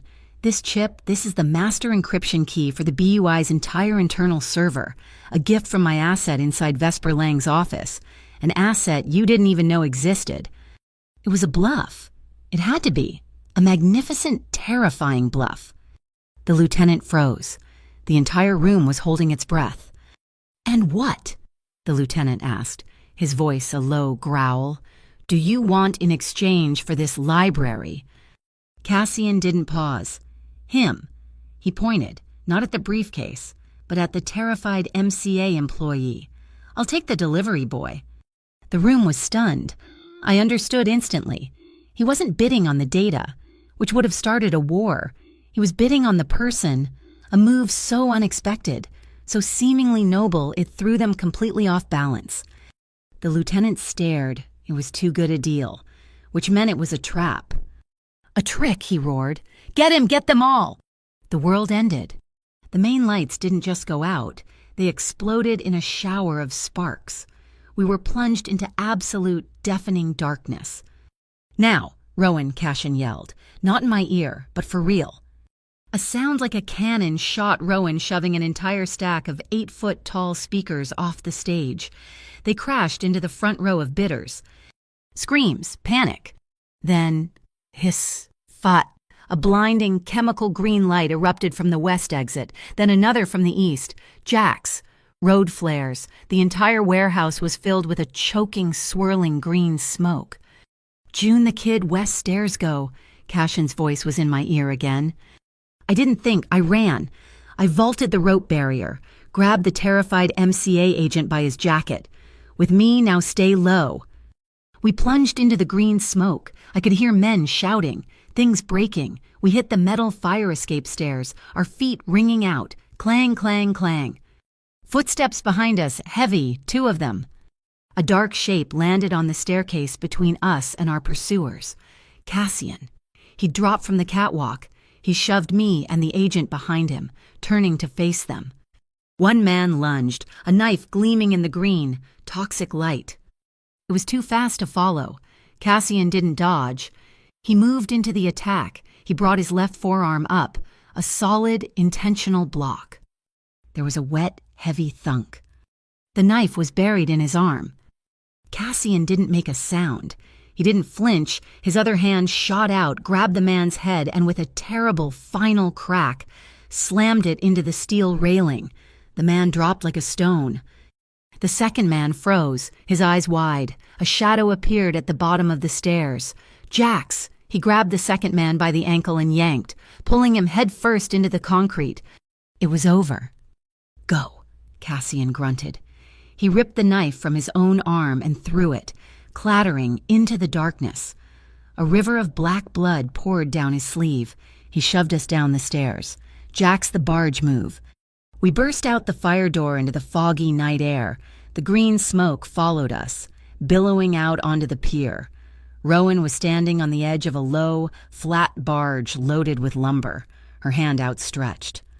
About time, she yelled. We scrambled aboard. The engine was already a low, throbbing rumble. A parting gift, Jax said, and he tossed a small black device back into the open doorway of the warehouse. A bug. The barge slid away from the pier, the diesel engine muffled by the fog. We were swallowed by the night. We huddled in an empty shipping container on the barge's deck. The MCA agent was curled in the corner, shaking uncontrollably, still cuffed to the briefcase. Rowan was at the container doors, watching the pier disappear. Cassian slumped against the far wall. "Cassian," my voice was a whisper. I could see the dark, spreading stain on his jacket, even in the dim light. "Your arm." "It's fine," he bit out, his teeth clenched. "It's not fine, you're bleeding." I slid my toolkit off my shoulder. I wasn't a doctor, but I was a luthier. I knew how to fix things. "Let me see it." He looked at me, his gray eyes dark with pain. He didn't argue. He just held out his arm. I cut his sleeve away with my carving knife. The gash was deep, clean, and terrifying. It wasn't just a cut, it was a puncture. I fumbled in my kit. Wires, sandpaper, tape. I found it. A small, amber bottle of pure, professional-grade fish glue and a small spool of clear, heavy-duty Mylar mending tape used for patching speaker cones. "This is gonna sting," I said. "It's clean. It's sterile. Just do it." I poured the thick, sticky glue directly into the wound. He hissed, a sharp, violent intake of breath, his whole body going rigid, but he didn't pull away. "It'll hold," I said, my voice surprisingly steady. My hands knew this work. It was a crack in the wood, a deep one. "It'll seal." I took the Mylar tape and, pulling the edges of the wound together, I wrapped his forearm, tightly. Once, twice, 3 times, I pressed it flat. It was a patch job, a hybrid of ancient craft and street-level first aid. He looked at the clear, sealed bandage, then at me. His breathing was heavy. We sat in silence, the only sound the thrum of the barge engine and the gentle lap of water against the hull. We had the agent, we had the bug, but Grigori still had the tape, and Parker was still out there, holding his own small, poisonous weapon. The game wasn't over. We just survived the opening move. The barge engine thrummed, a low, steady heartbeat in the fog. We didn't speak for a long time. The MCA agent, whose name we learned was Leo, had gone quiet, his shock turning into a kind of exhausted numbness. Rowan and Jax were just dark silhouettes, scanning the water. Cassian hadn't moved from the wall of the container. His face was pale in the gloom, his breathing still too controlled, the Mylar tape on his arm, my makeshift, luthier's patch, gleamed dully. Jax guided the barge into a silted, forgotten canal in Ashburn Yards, a part of Lakefield that had been left behind by the waterfront's glossy redevelopment. This was a place of old brick, rusting steel, and silence. "Will we walk from here?" Jax said. We disembarked, the barge groaning as it settled. Jax led Leo away into the fog. "I'll get him clean. He'll be in a safe house by morning." Rowan touched my arm. "You good, June?" I nodded. "My car's 2 blocks over," she said to Cassian. "I'll circle back." He just nodded, and she was gone, swallowed by the mist. We were alone. "This way," he said, his voice rough. He led me down a cobblestone alley, the stones slick with rain. We weren't heading for a skyscraper. We weren't heading for a fortress. He stopped in front of a narrow, 2-story brick house, indistinguishable from the other workers' homes on the street, save for a new, heavy-duty steel door. He unlocked it, and the smell of old wood, coffee, and something metallic like his office hit me. It was not a penthouse. It was a home. He flipped a switch. The light was warm, coming from a single lamp in a living room filled with worn leather furniture and shelves overflowing with books. Not art books, engineering manuals, histories, biographies. A steady, rhythmic patter filled the silence. Rain. Hard rain, drumming on what must have been a tin roof somewhere. "This is—" I started. "It was my mother's," he said, cutting me off. He shrugged out of his ruined jacket, letting it fall to the floor. The patch on his arm was dark underneath. "It's real." That was the only word for it. It was the place he kept his real things. "Go to the kitchen," he said, already heading for a back staircase. "There should be a first aid kit under the sink." I found it. It was a serious kit, the kind a paramedic would keep. I laid out antiseptic, sterile gauze, and butterfly bandages on the heavy butcher block table. The kitchen was small, clean, and dominated by an old industrial-grade stove. He came back down a few minutes later. He'd changed into a plain black t-shirt and gray sweatpants. His hair was damp. He'd tried to retape the wound himself, but the blood was already seeping through the fresh bandage he'd applied. Without his suit, without the armor of the boss, he looked different. He looked human. And he looked tired. "Sit," I said, motioning to a stool. He sat. The overhead light was a warm, honey gold, casting deep shadows on his face. He held out his arm. I gently peeled back my mylar and fish glue creation. The glue had done its job. It had sealed the wound shut. A strange amber scar, but it was angry and red at the edges. "This might sting," I said again, opening the antiseptic. "I've had worse," he murmured. As I cleaned the wound, I saw his hand. It wasn't shaking, but there was a fine, high-frequency tremor in his fingers. The adrenaline was leaving him. The steel was fading. My gaze traveled up his arm. It was a roadmap of his life, a pale, puckered scar near his elbow, a network of finer, silvery lines on his knuckles, and then I saw it a long, strange burn on the inside of his right forearm. It was old, patterned, like a brand.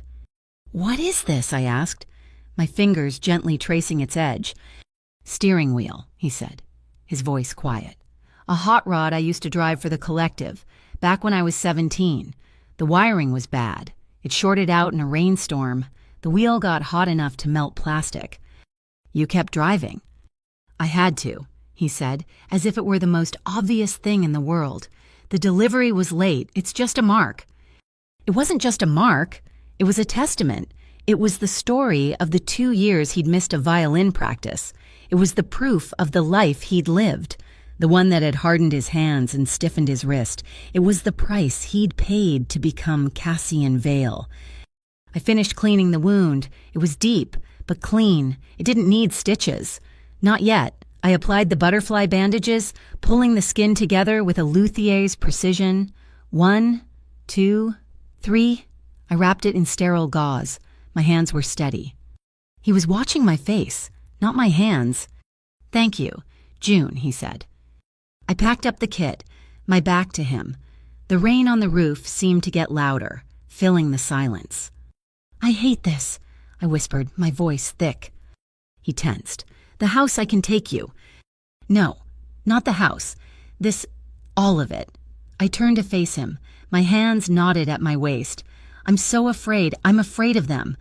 I'm afraid of what Parker is doing, but mostly," I had to force the words out, "mostly, I'm afraid of being a piece in a game.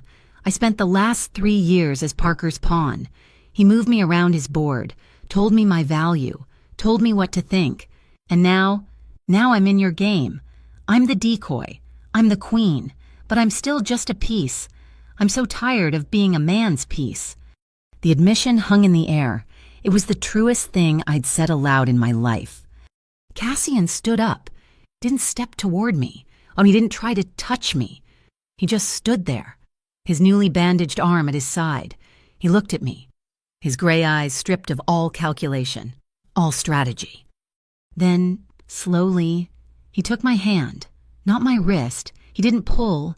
He just took my hand, his calloused, scarred skin warm against mine, and he placed my palm flat against his chest. His heart was beating, not the slow, steady rhythm of the untouchable boss. It was fast, heavy, human. "In here," he said, his voice a low, rough rumble that I felt in my own chest. "You are not a piece. You are not a pawn." He held my gaze. "In here, June, you are the rhythm." I stared at him. The rhythm. Not the instrument, not the song, the core, unsteady, essential beat. My breath hitched. A tear I hadn't even felt coming slid down my cheek. I hadn't realized I was holding my breath until it escaped me in a small, broken neb. He didn't pull me closer. He didn't move. He just let me stand there, my hand on his heart, and feel him be human. I don't know who moved first. Maybe I leaned in. Maybe he did. But it wasn't a lunge. It was a drift. It was as slow as the fog rolling off the lake. The kiss, when it came, was not a claiming. It was a question. It started as a simple press of lips. It was slow, tentative. I could hear our breathing, his rough, mine shaky. It tasted like the rain on his jacket and smelled like the rosin dust on my clothes. It was the smell of the storm and the workshop, colliding. He didn't deepen it. He waited. He was letting me set the tempo. His hand, his good hand, came up, not to my face, not to my hair. It rested warm and solid on the small of my back, the same way he'd steadied me at the party. It wasn't a hand that pulled. It was a hand that held. A hand that said, "I am here. You are safe. You can fall." He pulled back, just a fraction of an inch. Our foreheads were almost touching. His gray eyes searched mine in the honey gold light. "June," he whispered. It was a question. It was the question, "Is this okay? Are you sure?" It was the first time in my life a man had ever really asked. I gave him my answer. I didn't use words. I nodded, a small, definite movement, and I did what I'd wanted to do in my workshop. I slid my hand from his chest up to his shoulder and then into his hair. I pulled him closer, not with force, but with the steady, certain pressure of a luthier tuning a string, finding the one. True note. He understood. This time, the kiss was different. It was deeper. It was a response. It was all the words we hadn't said. It was his promise of truth and my answer of trust. It was the release of all the fear from the last 48 hours. His hand on my back held me, protective, grounding me. My breath hitched and tangled with his as he moved, his lips tracing a line from my mouth to my jaw. His touch light as a bow on a string. I felt his breath, warm against my skin. My pulse was hammering in my throat, a wild, frantic rhythm, and I felt his lips brush against it, a silent acknowledgement of the life thrumming just beneath the surface. Our hands found each other, fingers lacing together. Our foreheads touched, and we just stood there for a long moment, breathing each other in.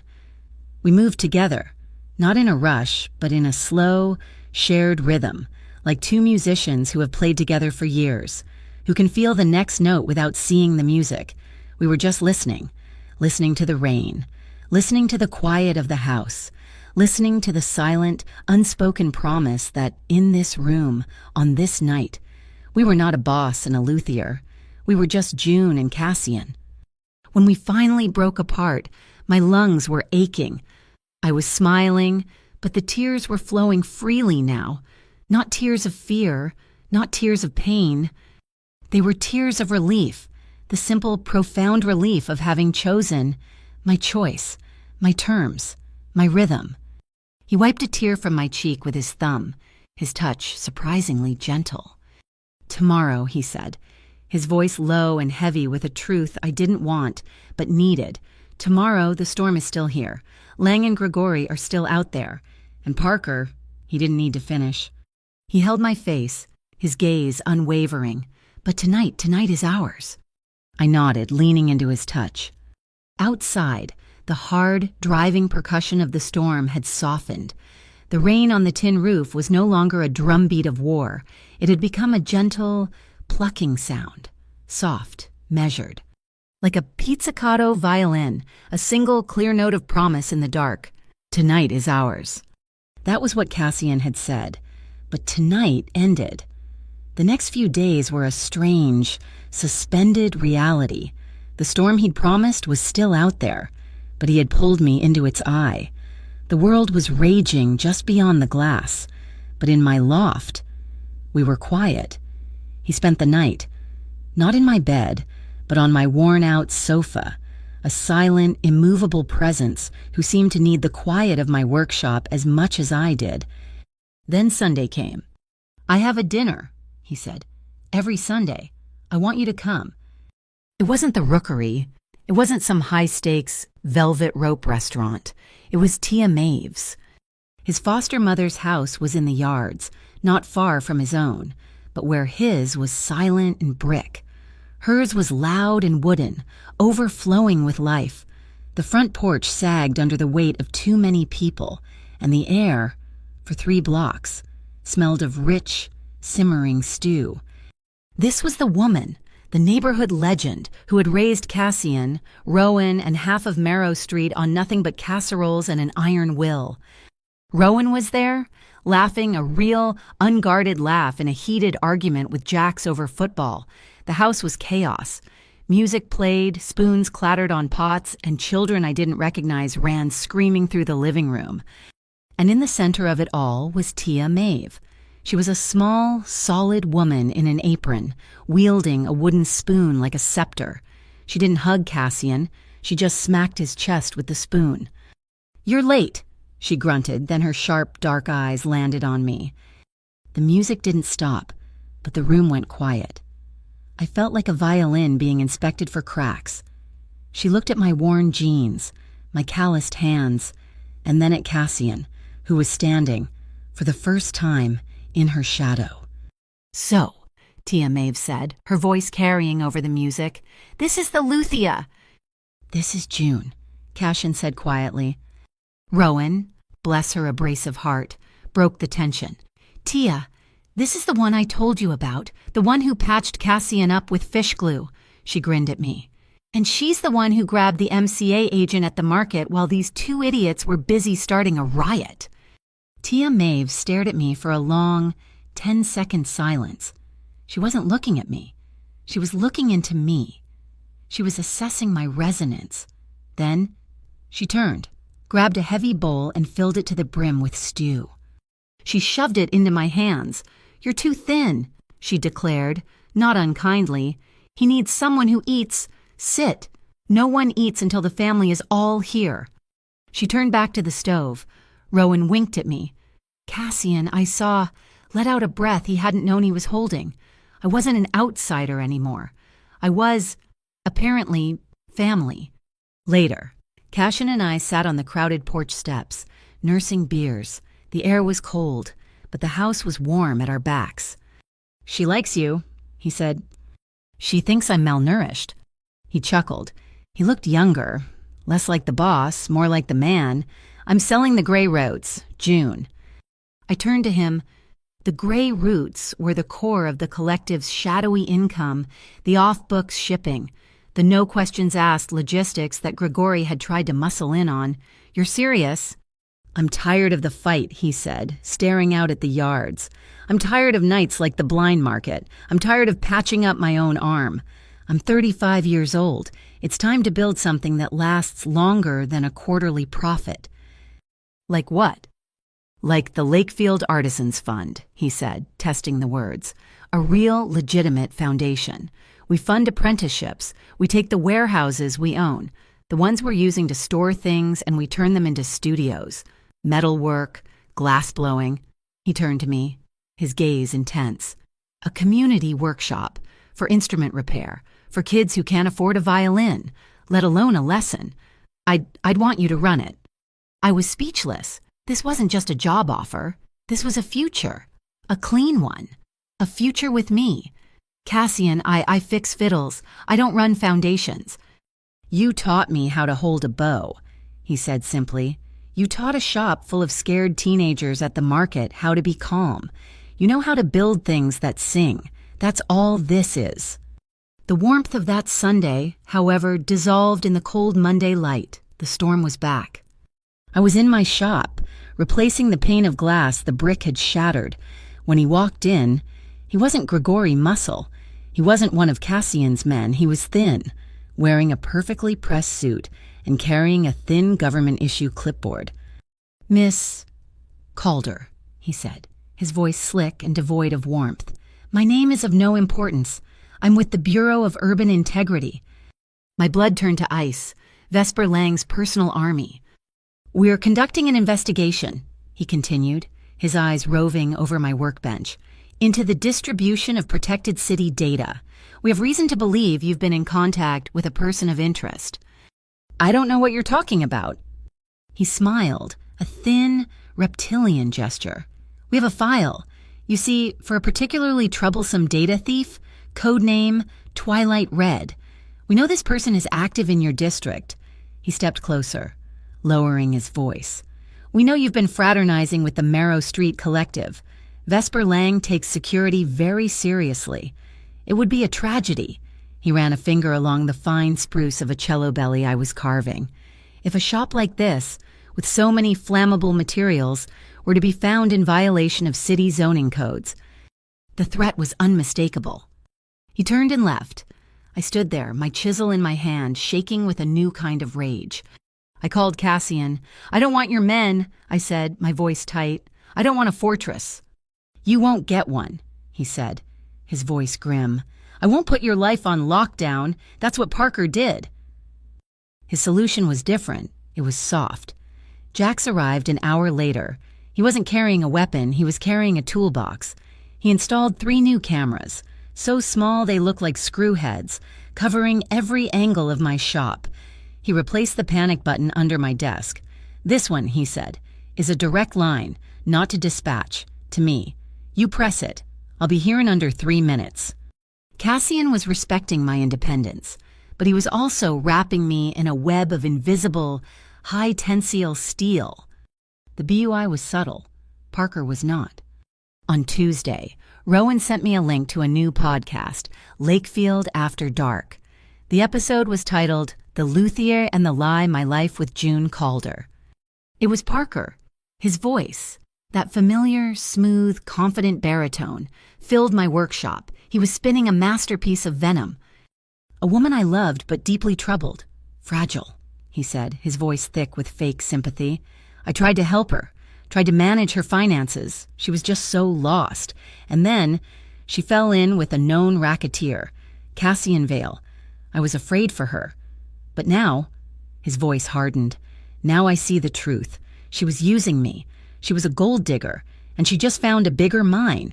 She's trading secrets, city secrets, for protection." I threw my phone against the wall. The screen shattered. He was using my past, my fear, his control, as a weapon. He was branding me, just like he always had. "You'll never find better than me." I called Mira, my voice cracking with sobs of pure, unadulterated rage. Mira didn't console me. She got quiet. "Fragile," she said, her voice dropping to a dangerous low. "That son of a bitch. He wants to talk about Fragile, okay? I'll show him Fragile." Mira didn't go to a podcast.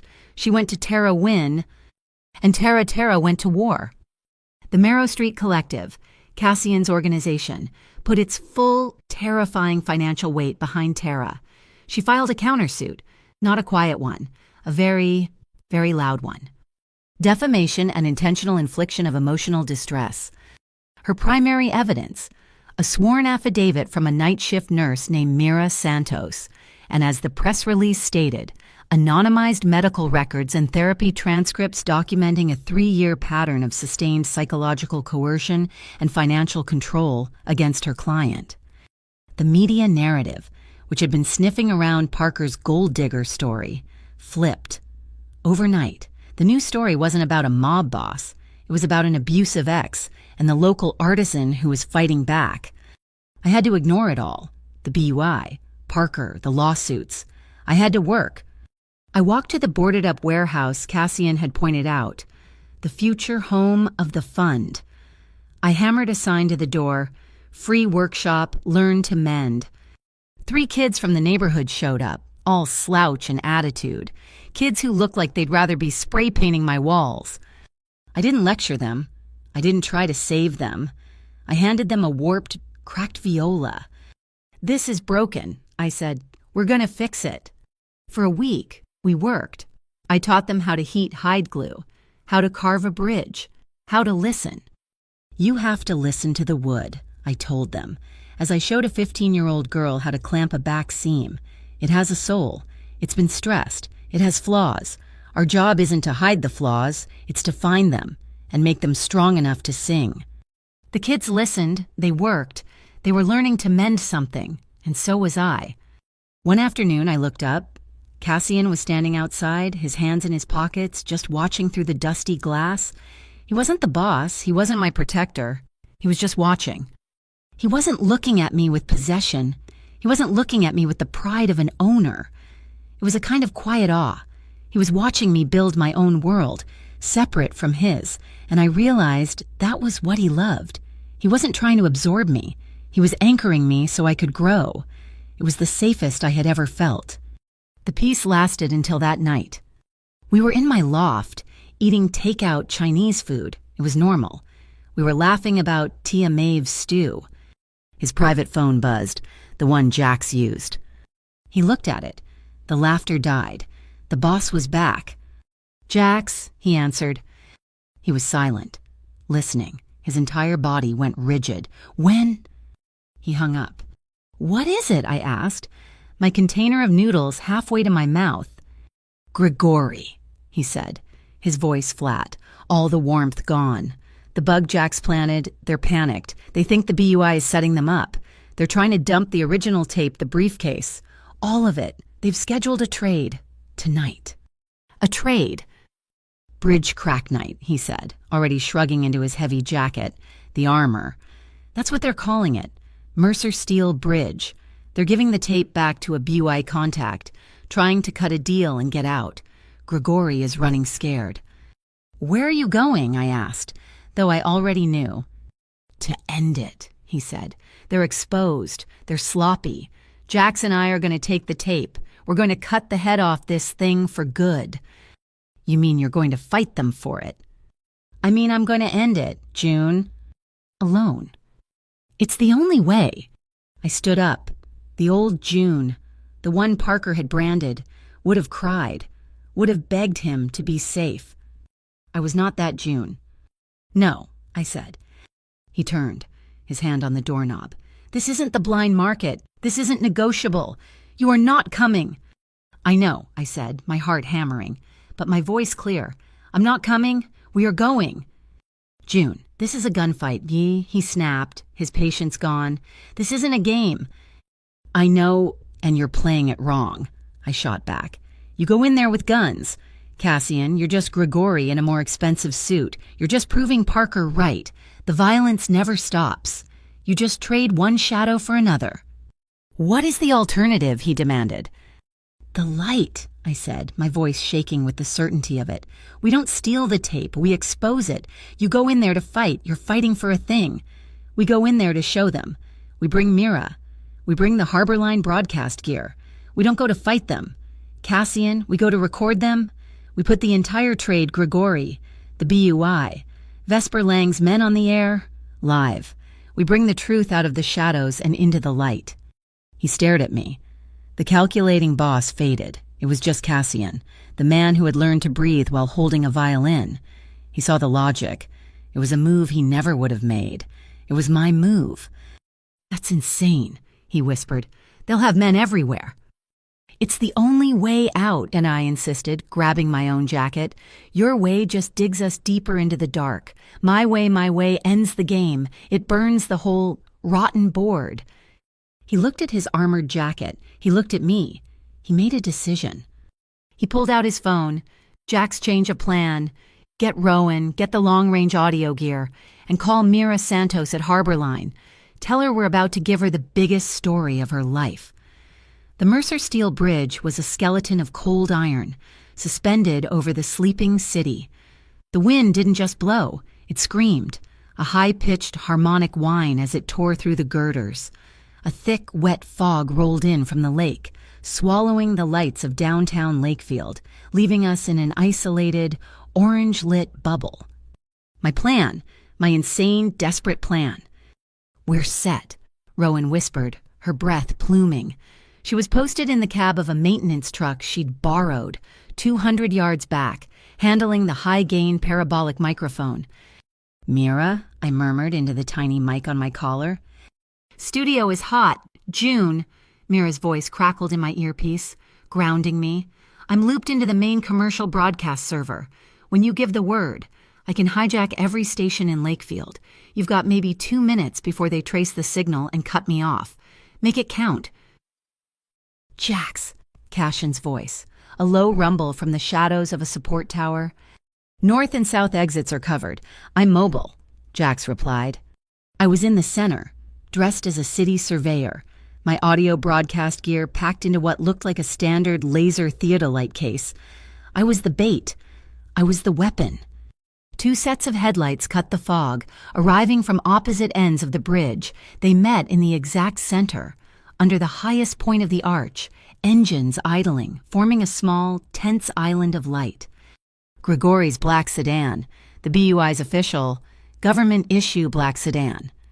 The Grigori lieutenant I'd seen at the blind market got out, carrying the steel briefcase, the one cuffed to the MCA agent, Leo.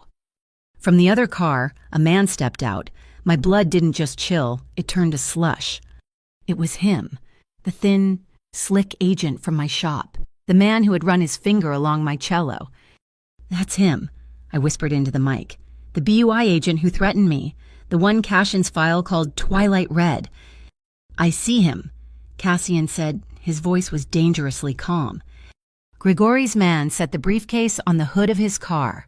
"We're done. Lang gets the tape. We get the exit." Twilight Red smiled, that same cold, reptilian expression. He didn't look at the briefcase. He looked at his Grigori counterpart.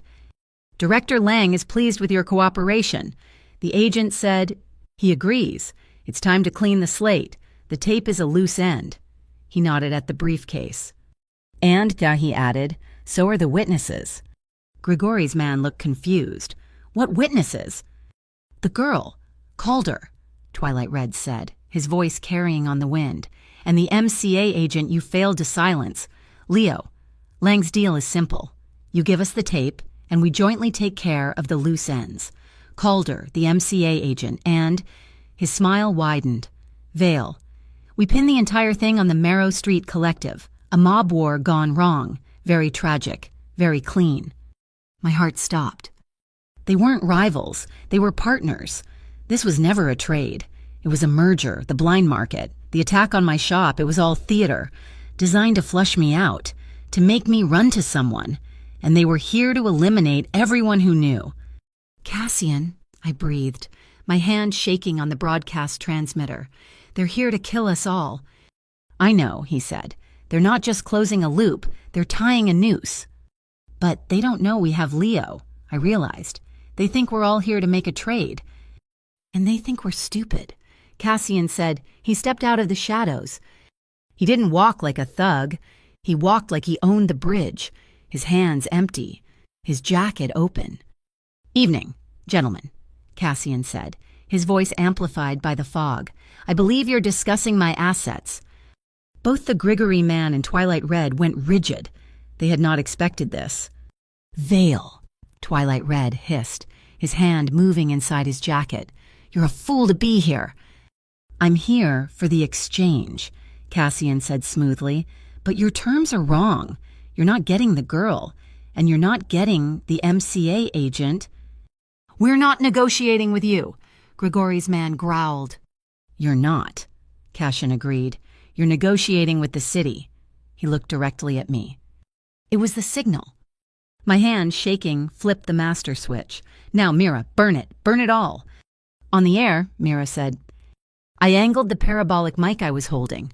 Our conversation was now being broadcast live, hijacking the 10 o'clock news, the easy listening station, the sports talk radio, all of it. "I don't know what kind of game you think you're playing." "Vale," Twilight Red said, taking a step forward.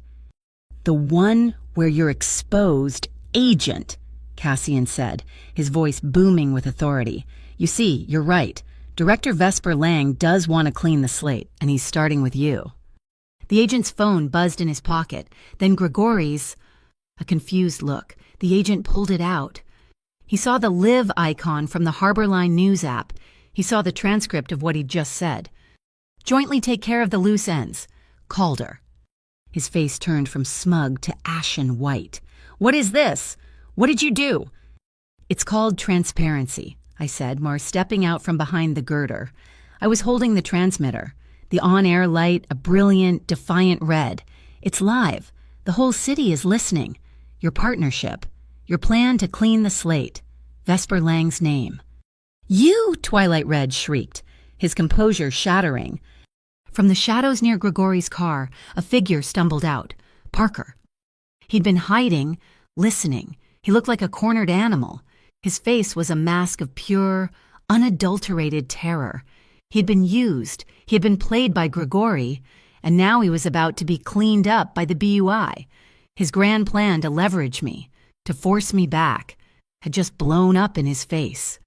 He saw the flashing red light in my hands. He saw me, standing. Not broken, he saw Cassian. He did the only thing his cowardly, controlling nature knew how to do. He lunged. Not at them, at me. June, you ruined everything, he screamed, his face contorted. He was trying to use me as a human shield. He never made it. A black shape intercepted him. Rowan, she came out of the darkness like a hawk, hitting him low at the knees. It wasn't a fight, it was an interception. He went down, his head smacking the pavement. Get off her, she snarled, trying to pin him. He was desperate, flailing, trying to grab her. But then a second, larger shadow was there. Jax. He put one knee, the weight of his entire body, on Parker's spine. Parker screamed. Jax ignored him, pulling his arms back, the snick-snick of heavy-duty zip ties closing the loop. It was done in 2 seconds. At the same time, Twilight Red raised his hand. It wasn't a phone, it was a pistol. He wasn't aiming at Cassian. He was aiming at me, at the broadcast. Shut it off, he screamed. I didn't have time to flinch. Cassian was there. He didn't push me. He didn't tackle me. He simply stepped in front of me, a solid, immovable wall. His back was to the agent. His eyes were on me. He was shielding me, a conscious, deliberate choice. He was ready to take the bullet. He was ready to be the anchor. A shot rang out. No, not a shot. A sound. A heavy, final click. Every light on the Mercer Steel Bridge went out. We were plunged into absolute, suffocating darkness, the fog turning the distant city lights into a muddy, useless glow. It was Cassian's signal, the one layered beneath mine. MCA, freeze, hands in the air, we have you surrounded. The voice was amplified, echoing from both ends of the bridge, heavy footsteps, dozens of them, the sound of heavy-duty tactical gear. The fog lit up, not with orange, but with the blinding, strobing blue and red of what seemed like the entire Lakefield police force. But it wasn't the police. As the tack lights flooded the scene, I saw them, men in dark blue, with MCA in bold yellow letters, and with them, a woman in a sharp, rain-slicked suit. That's the Northlake County DA. I heard Rowan breathe, stunned. They swarmed the bridge. The Grigori crew, their hands already high, were surrounded. The BUI agents, including Twilight Red, were frozen in shock. The DA walked straight through the chaos, her eyes landing on the still live broadcast gear in my hands. I presume, she said, her voice crisp and cold, that this is all the probable cause I'll need. It's all there, Counselor, Cassian said, Bassi, stepping away from me, his hands raised just enough to show they were empty. You've been listening. I take it. We've been listening ever since you gave my office the first drive, Mr. Vale, she replied, her eyes sharp. We were just waiting for them to confess. You, she looked at me, just handed us Vesper Lang on a silver platter. The BUI agents were being cuffed, but I didn't see him. Twilight Red, I said, scanning the chaos. Where is he? He was gone. In the split second the lights went out, the second before the MCA raid. He had vanished, melted back into the fog. Vesper Lang's top man was still in the wind. Jax hauled Parker to his feet. He was sobbing now, a pathetic, broken sound. She set me up. It was her. She's with him. Don't you see? She's a conspirator. Cassian looked at Grigori's lieutenant, who was on his knees. He looked at Parker, struggling against Jax's iron grip. This was his moment, the old Cassian. The king of the Marrow Street gutter would have taken them. They would have disappeared, a bridge accident, a tragic statistic. But he just looked at the DA. "These two," he said, nodding at Grigor's man and Parker, "are all yours. I believe Mr. Holt has a defamation suit to answer for as well." He was handing them over. He wasn't taking revenge. He was cutting the last thread, stepping out of the cycle of violence, creating his own exit. "Secure them," the DA ordered. 2 MCA agents moved to take Parker from Jack's. In that exact moment, a black car, a Buick car, but not Twilight Red's, screeched onto the bridge, its lights off. The side door flew open, covering fire, not at us, but at the MCA team. Pop, pop, pop. Jack shoved me to the ground, covering me with his body. "Stay down!" It was over in a second. The car was gone, peeling out, disappearing into the fog. I looked up, my ears ringing. Jax was cursing, a low, vicious sound. The 2 MCA agents were fine, but the spot where Parker had been was empty. In the chaos of the BUI's diversion, he'd slipped his cuffs, he'd scrambled over the side railing onto the lower maintenance catwalk. He was gone. The fog had swallowed him, just as it had swallowed Twilight Red. The knot, the rotten, tangled knot of Parker Holt was still there, still a threat. Sirens wailed in the distance, the real police, finally arriving. The fog was thick with flashing blue and red, the lights reflecting off the dark, churning water below. A chapter was over. Grigori was broken. The BUI was exposed. But I was shaking. I couldn't stop. The adrenaline was draining, leaving a hollow, echoing fear. A hand found mine, Cassian's. He squeezed it. Once. Strong. Steady. Then his hand was on my back. It wasn't a possessive grip. It wasn't a push. It was just there.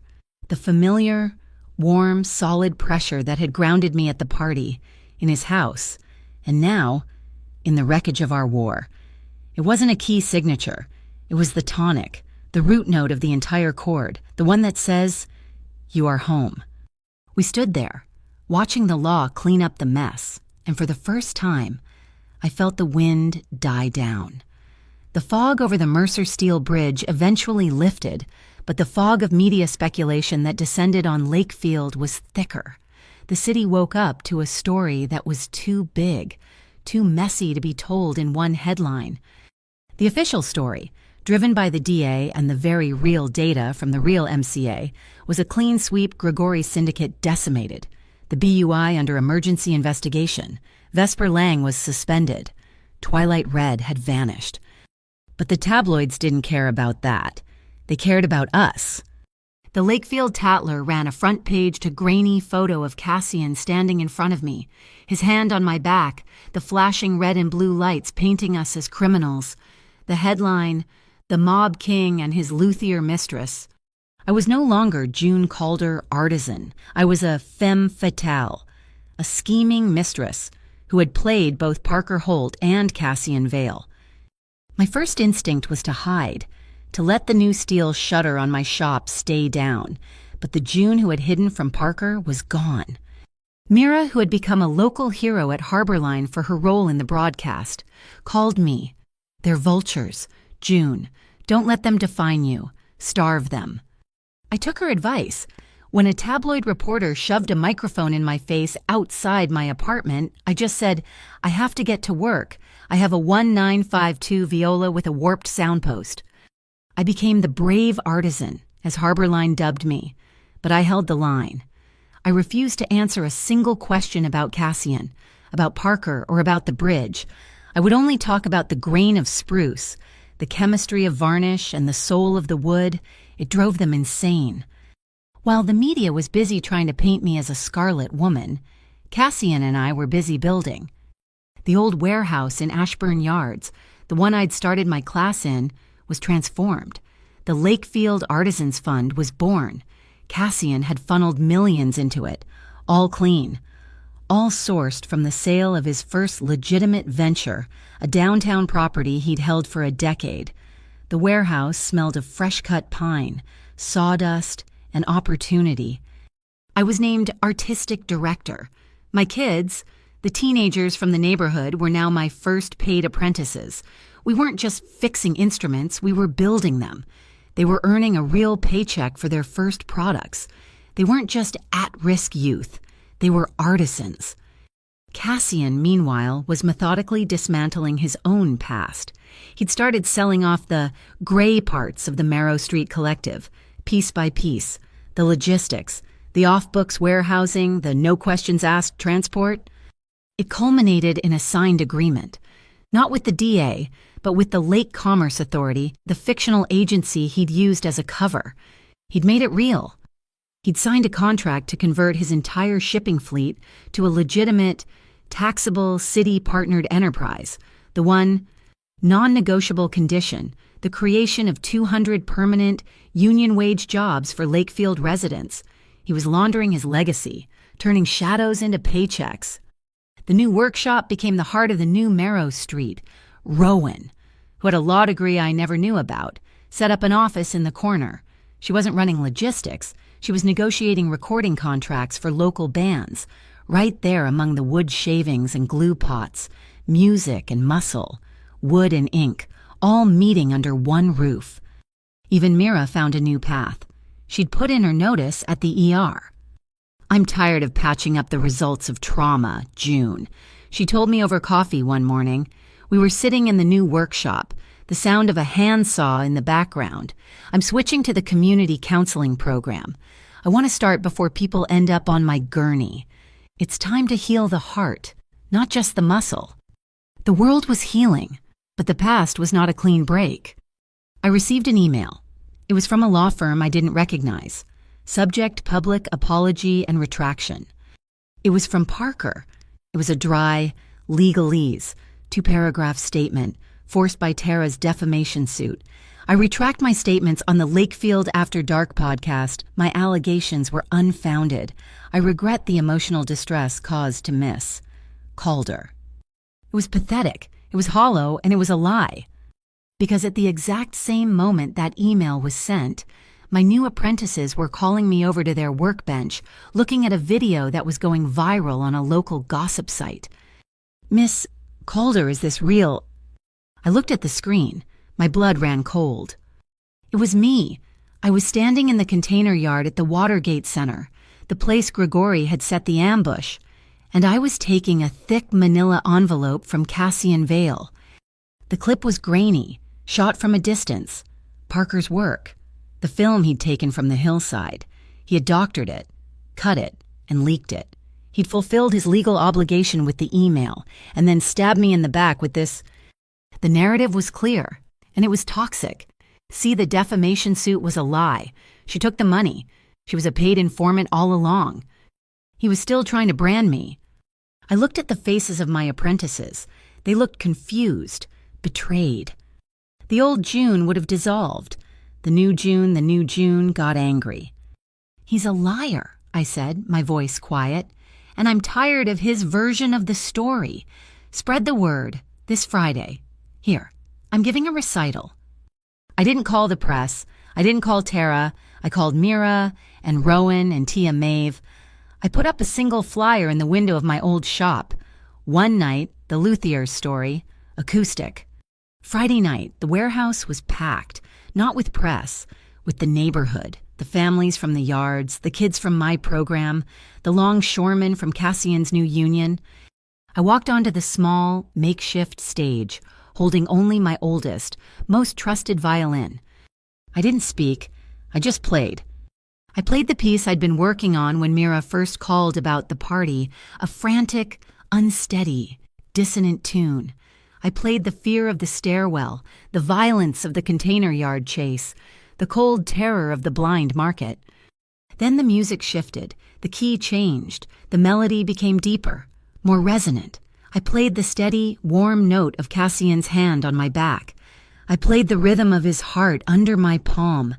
I played the sound of the rain on his tin roof. And finally, I played a new theme, bright, strong, full of sawdust and hope, the sound of the workshop. When I finished, there was a dead, stunned silence. That, I said, my voice amplified by a single clean microphone, is my story. Now let me show you the truth. I turned to the large projector screen we usually used for apprentice lessons. Mr. Holt, my ex-boyfriend, released a video of me this week. I played his clip. The grainy, damning footage of me taking the envelope. The crowd murmured. He's a very good editor, I said, but he forgot one thing. Mr. Vale, in his concern for my safety, installed a few upgrades in my shop. I hit a new key. The screen changed.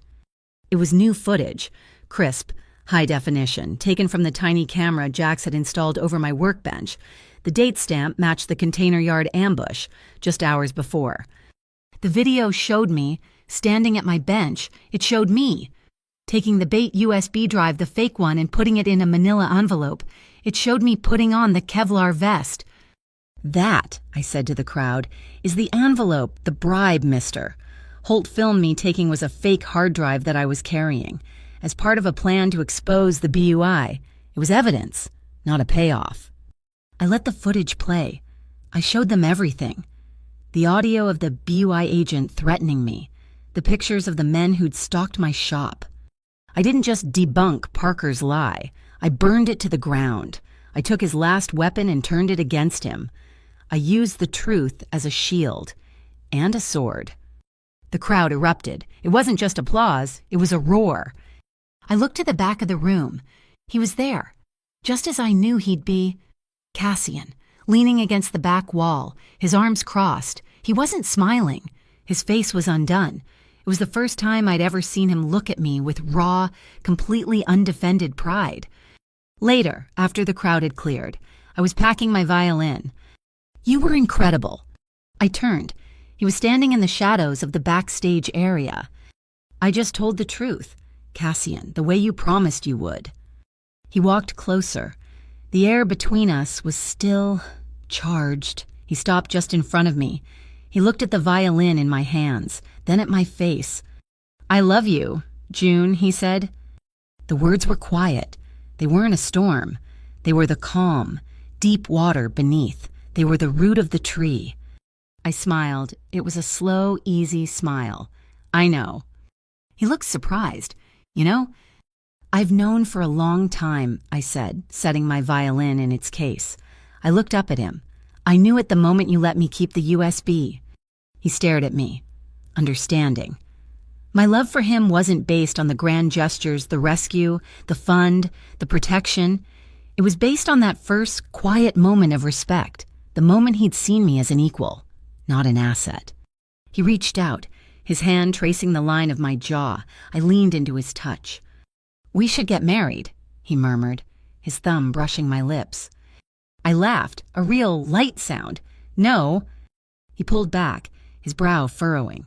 No, not yet. I put my hand over his, the one against my cheek. We're not ready for that. Look at this. I motioned around the workshop.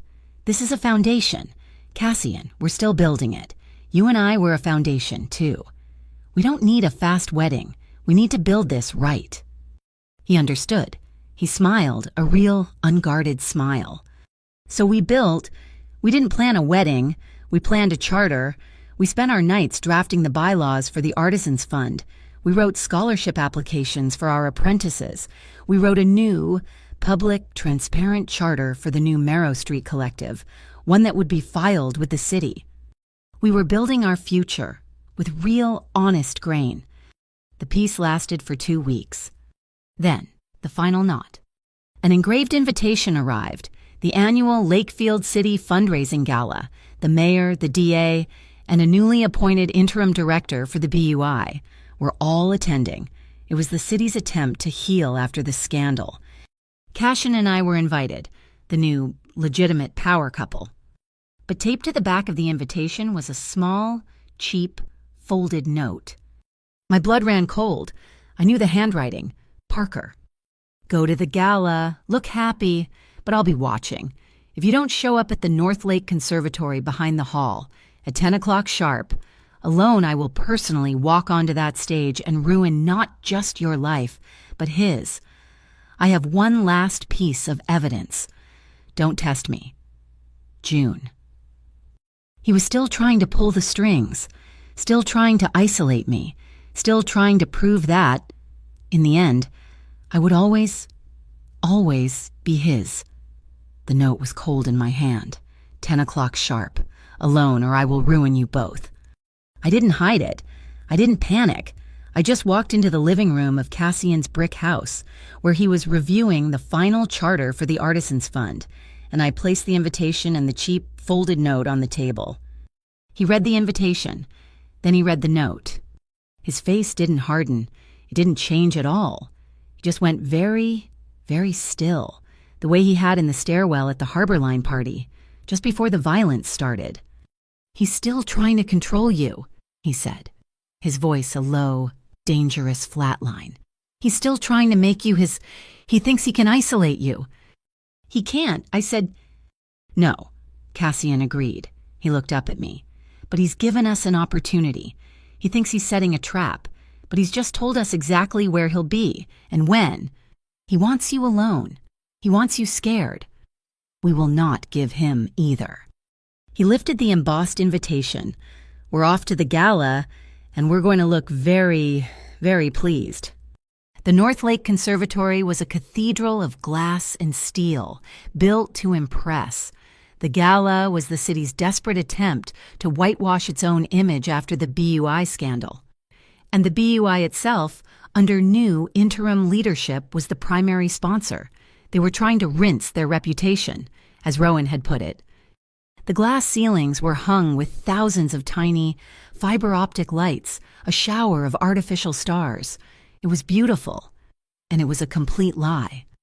I'd spent 2 days' worth of my workshop earnings on a dress. It wasn't a glittery ball gown.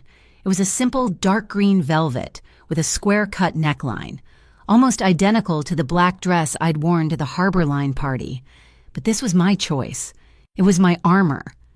Cassian, he looked like he'd been born in a tuxedo. He was the picture of legitimate, old money power. We stepped out of the SUV. Jax wasn't driving. He was already inside, as was Rowan, and I knew Mira, Tara Wynn, and the North Lake DA were also here, at our invitation. Cassian offered me his arm. I took it, but as we walked through the grand entrance, his hand slid from my elbow to the small of my back. The title of the story, The Tattler's ugly headline, The Mob King and His Luthier Mistress. We walked into the main hall, and the sea of champagne and sequins parted. The whispers were immediate. The stares were like knives. They didn't see the man who'd just created 200 jobs. They didn't see the woman who had just opened a community music school. They saw the legend. They saw the scandal. Cassian ignored them. He kept his head high, his hand a warm, steady pressure guiding me. He was not ashamed. He was not hiding. He was proud, and his pride was my shield. We were making our way toward the DA when a figure stepped directly into our path. Parker. He looked terrible. He was thin, his eyes wild and bloodshot, his suit rumpled. He looked like a man who hadn't slept in weeks. He'd been hiding, festering, stewing in his own poison. June, he hissed, his voice cracking. He tried to grab my arm. Cassian stepped in front of me, a silent, effortless block. Parker flinched, pulling his hand back as if he'd touched a hot stove. Not here, Parker, Cassian said, his voice low. Oh, yes, here, Parker said, a desperate, high-pitched laugh bubbling in his throat. He wasn't just desperate, he was unraveling. He turned and practically leaped onto the low stage, grabbing the microphone from the jazz singer, who was on a break. The music screeched to a halt. A high-pitched feedback squeal filled the hall. Every head turned. Good evening, Lakefield, Parker yelled into the mic, his voice echoing off the glass. Good evening, hypocrites. The DA started to move. Cassian put a hand on her arm. Wait, he murmured. Let him. You all read the news, Parker panted, his eyes scanning the crowd, wild. You all read the lies. You think she's a hero? He pointed at me. The entire room. 300 people stared at me. You think he's legitimate? He sneered at Cassian. I have something you all need to see. The real truth. He fumbled with his phone, plugging it into the audio-visual system. The large screens above the stage, which had been showing the BUI's logo, flickered. A new video appeared. It was dark, grainy. It was me. At the Watergate container yard, but it was cut differently. It showed me handing Cassian the envelope, then taking it back, then it cut to Cassian, nodding and me smiling. Then new audio I'd never heard. "It's done." A voice that sounded like mine said, "I sold him the fake drive. He'll take the fall." It was a fake, a deep fake, a complete poisonous fabrication. Parker had used his last desperate dollar to have it made. He was trying to frame me for framing him. The crowd gasped. The whispers turned to a roar. "She set them all up," someone yelled.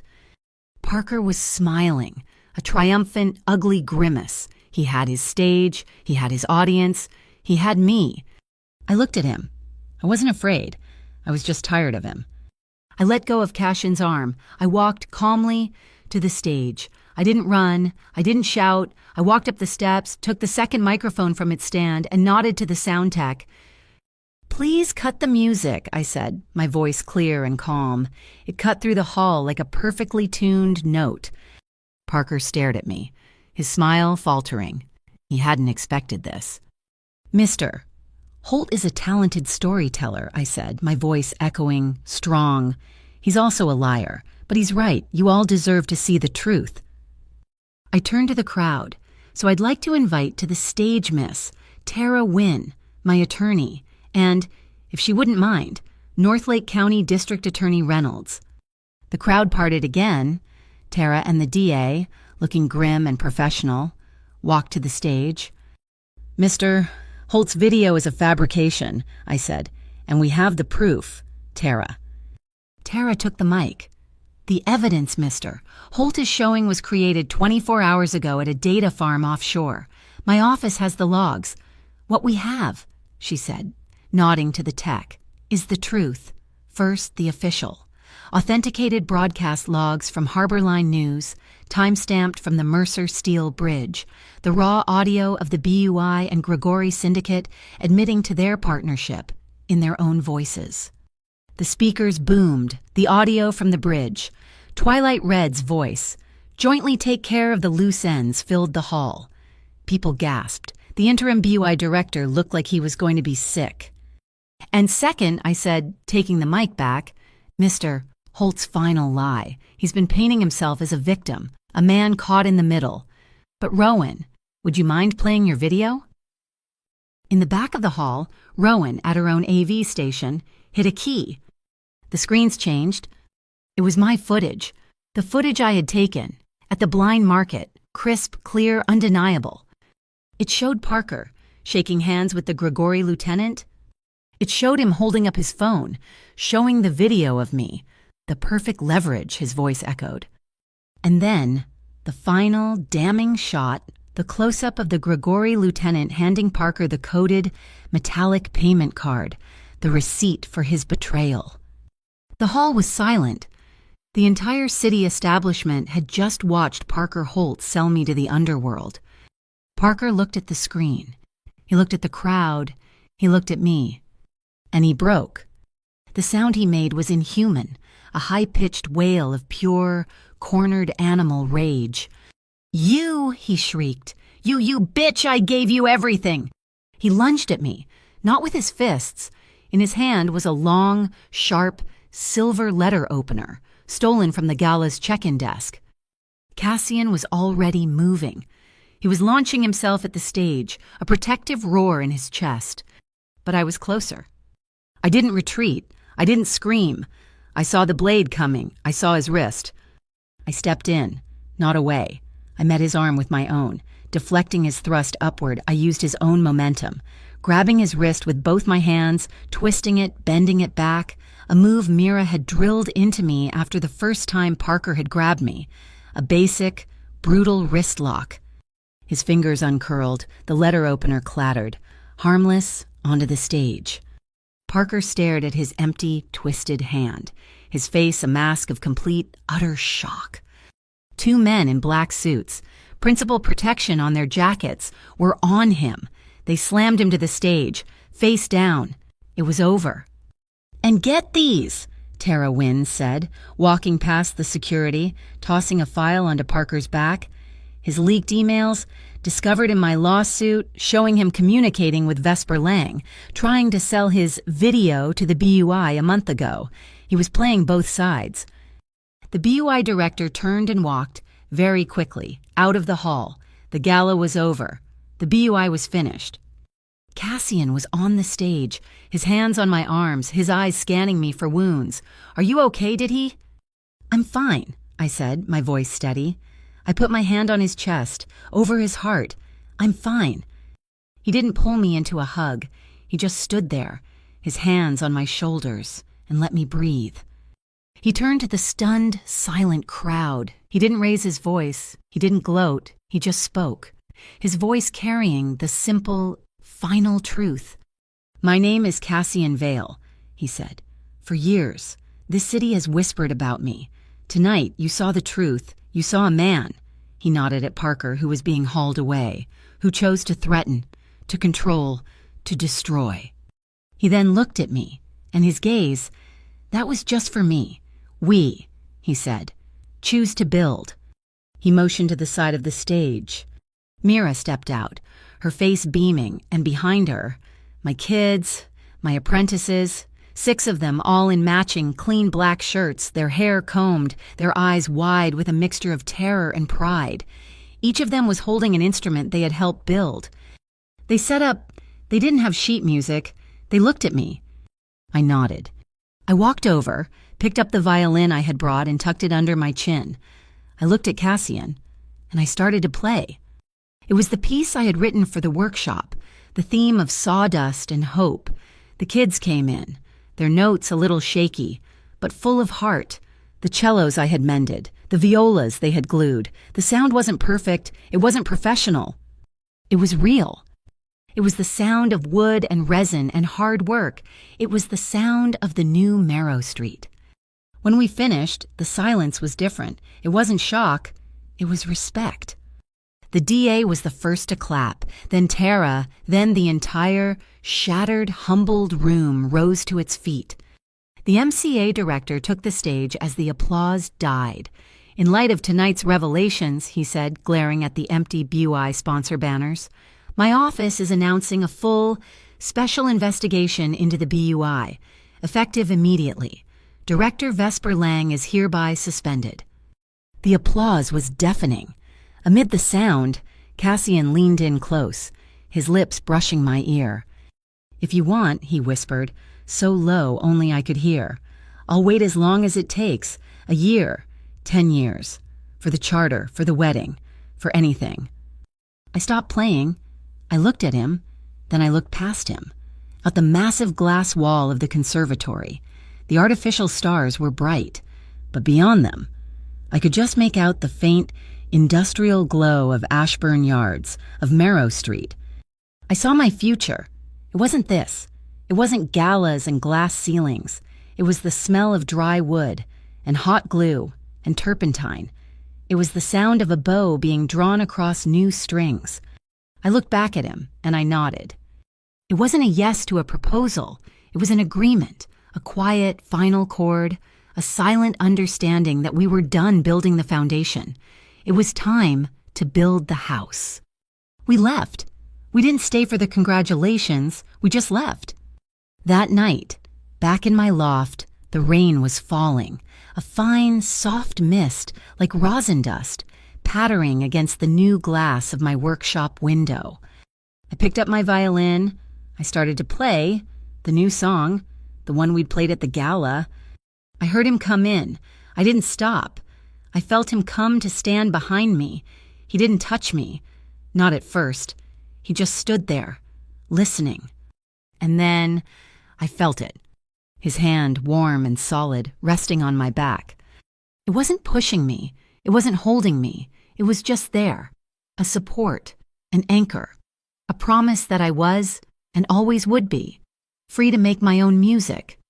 The knot was finally untied, not with violence, not with blood, but with light. Thank you so much for listening to our story. I'm so curious to know where in the world you're tuning in from. Please, let us know in the comments below so we can connect, and share your thoughts on June and Cassian's journey. Don't forget to subscribe to Mafia Boss Stories, like this video.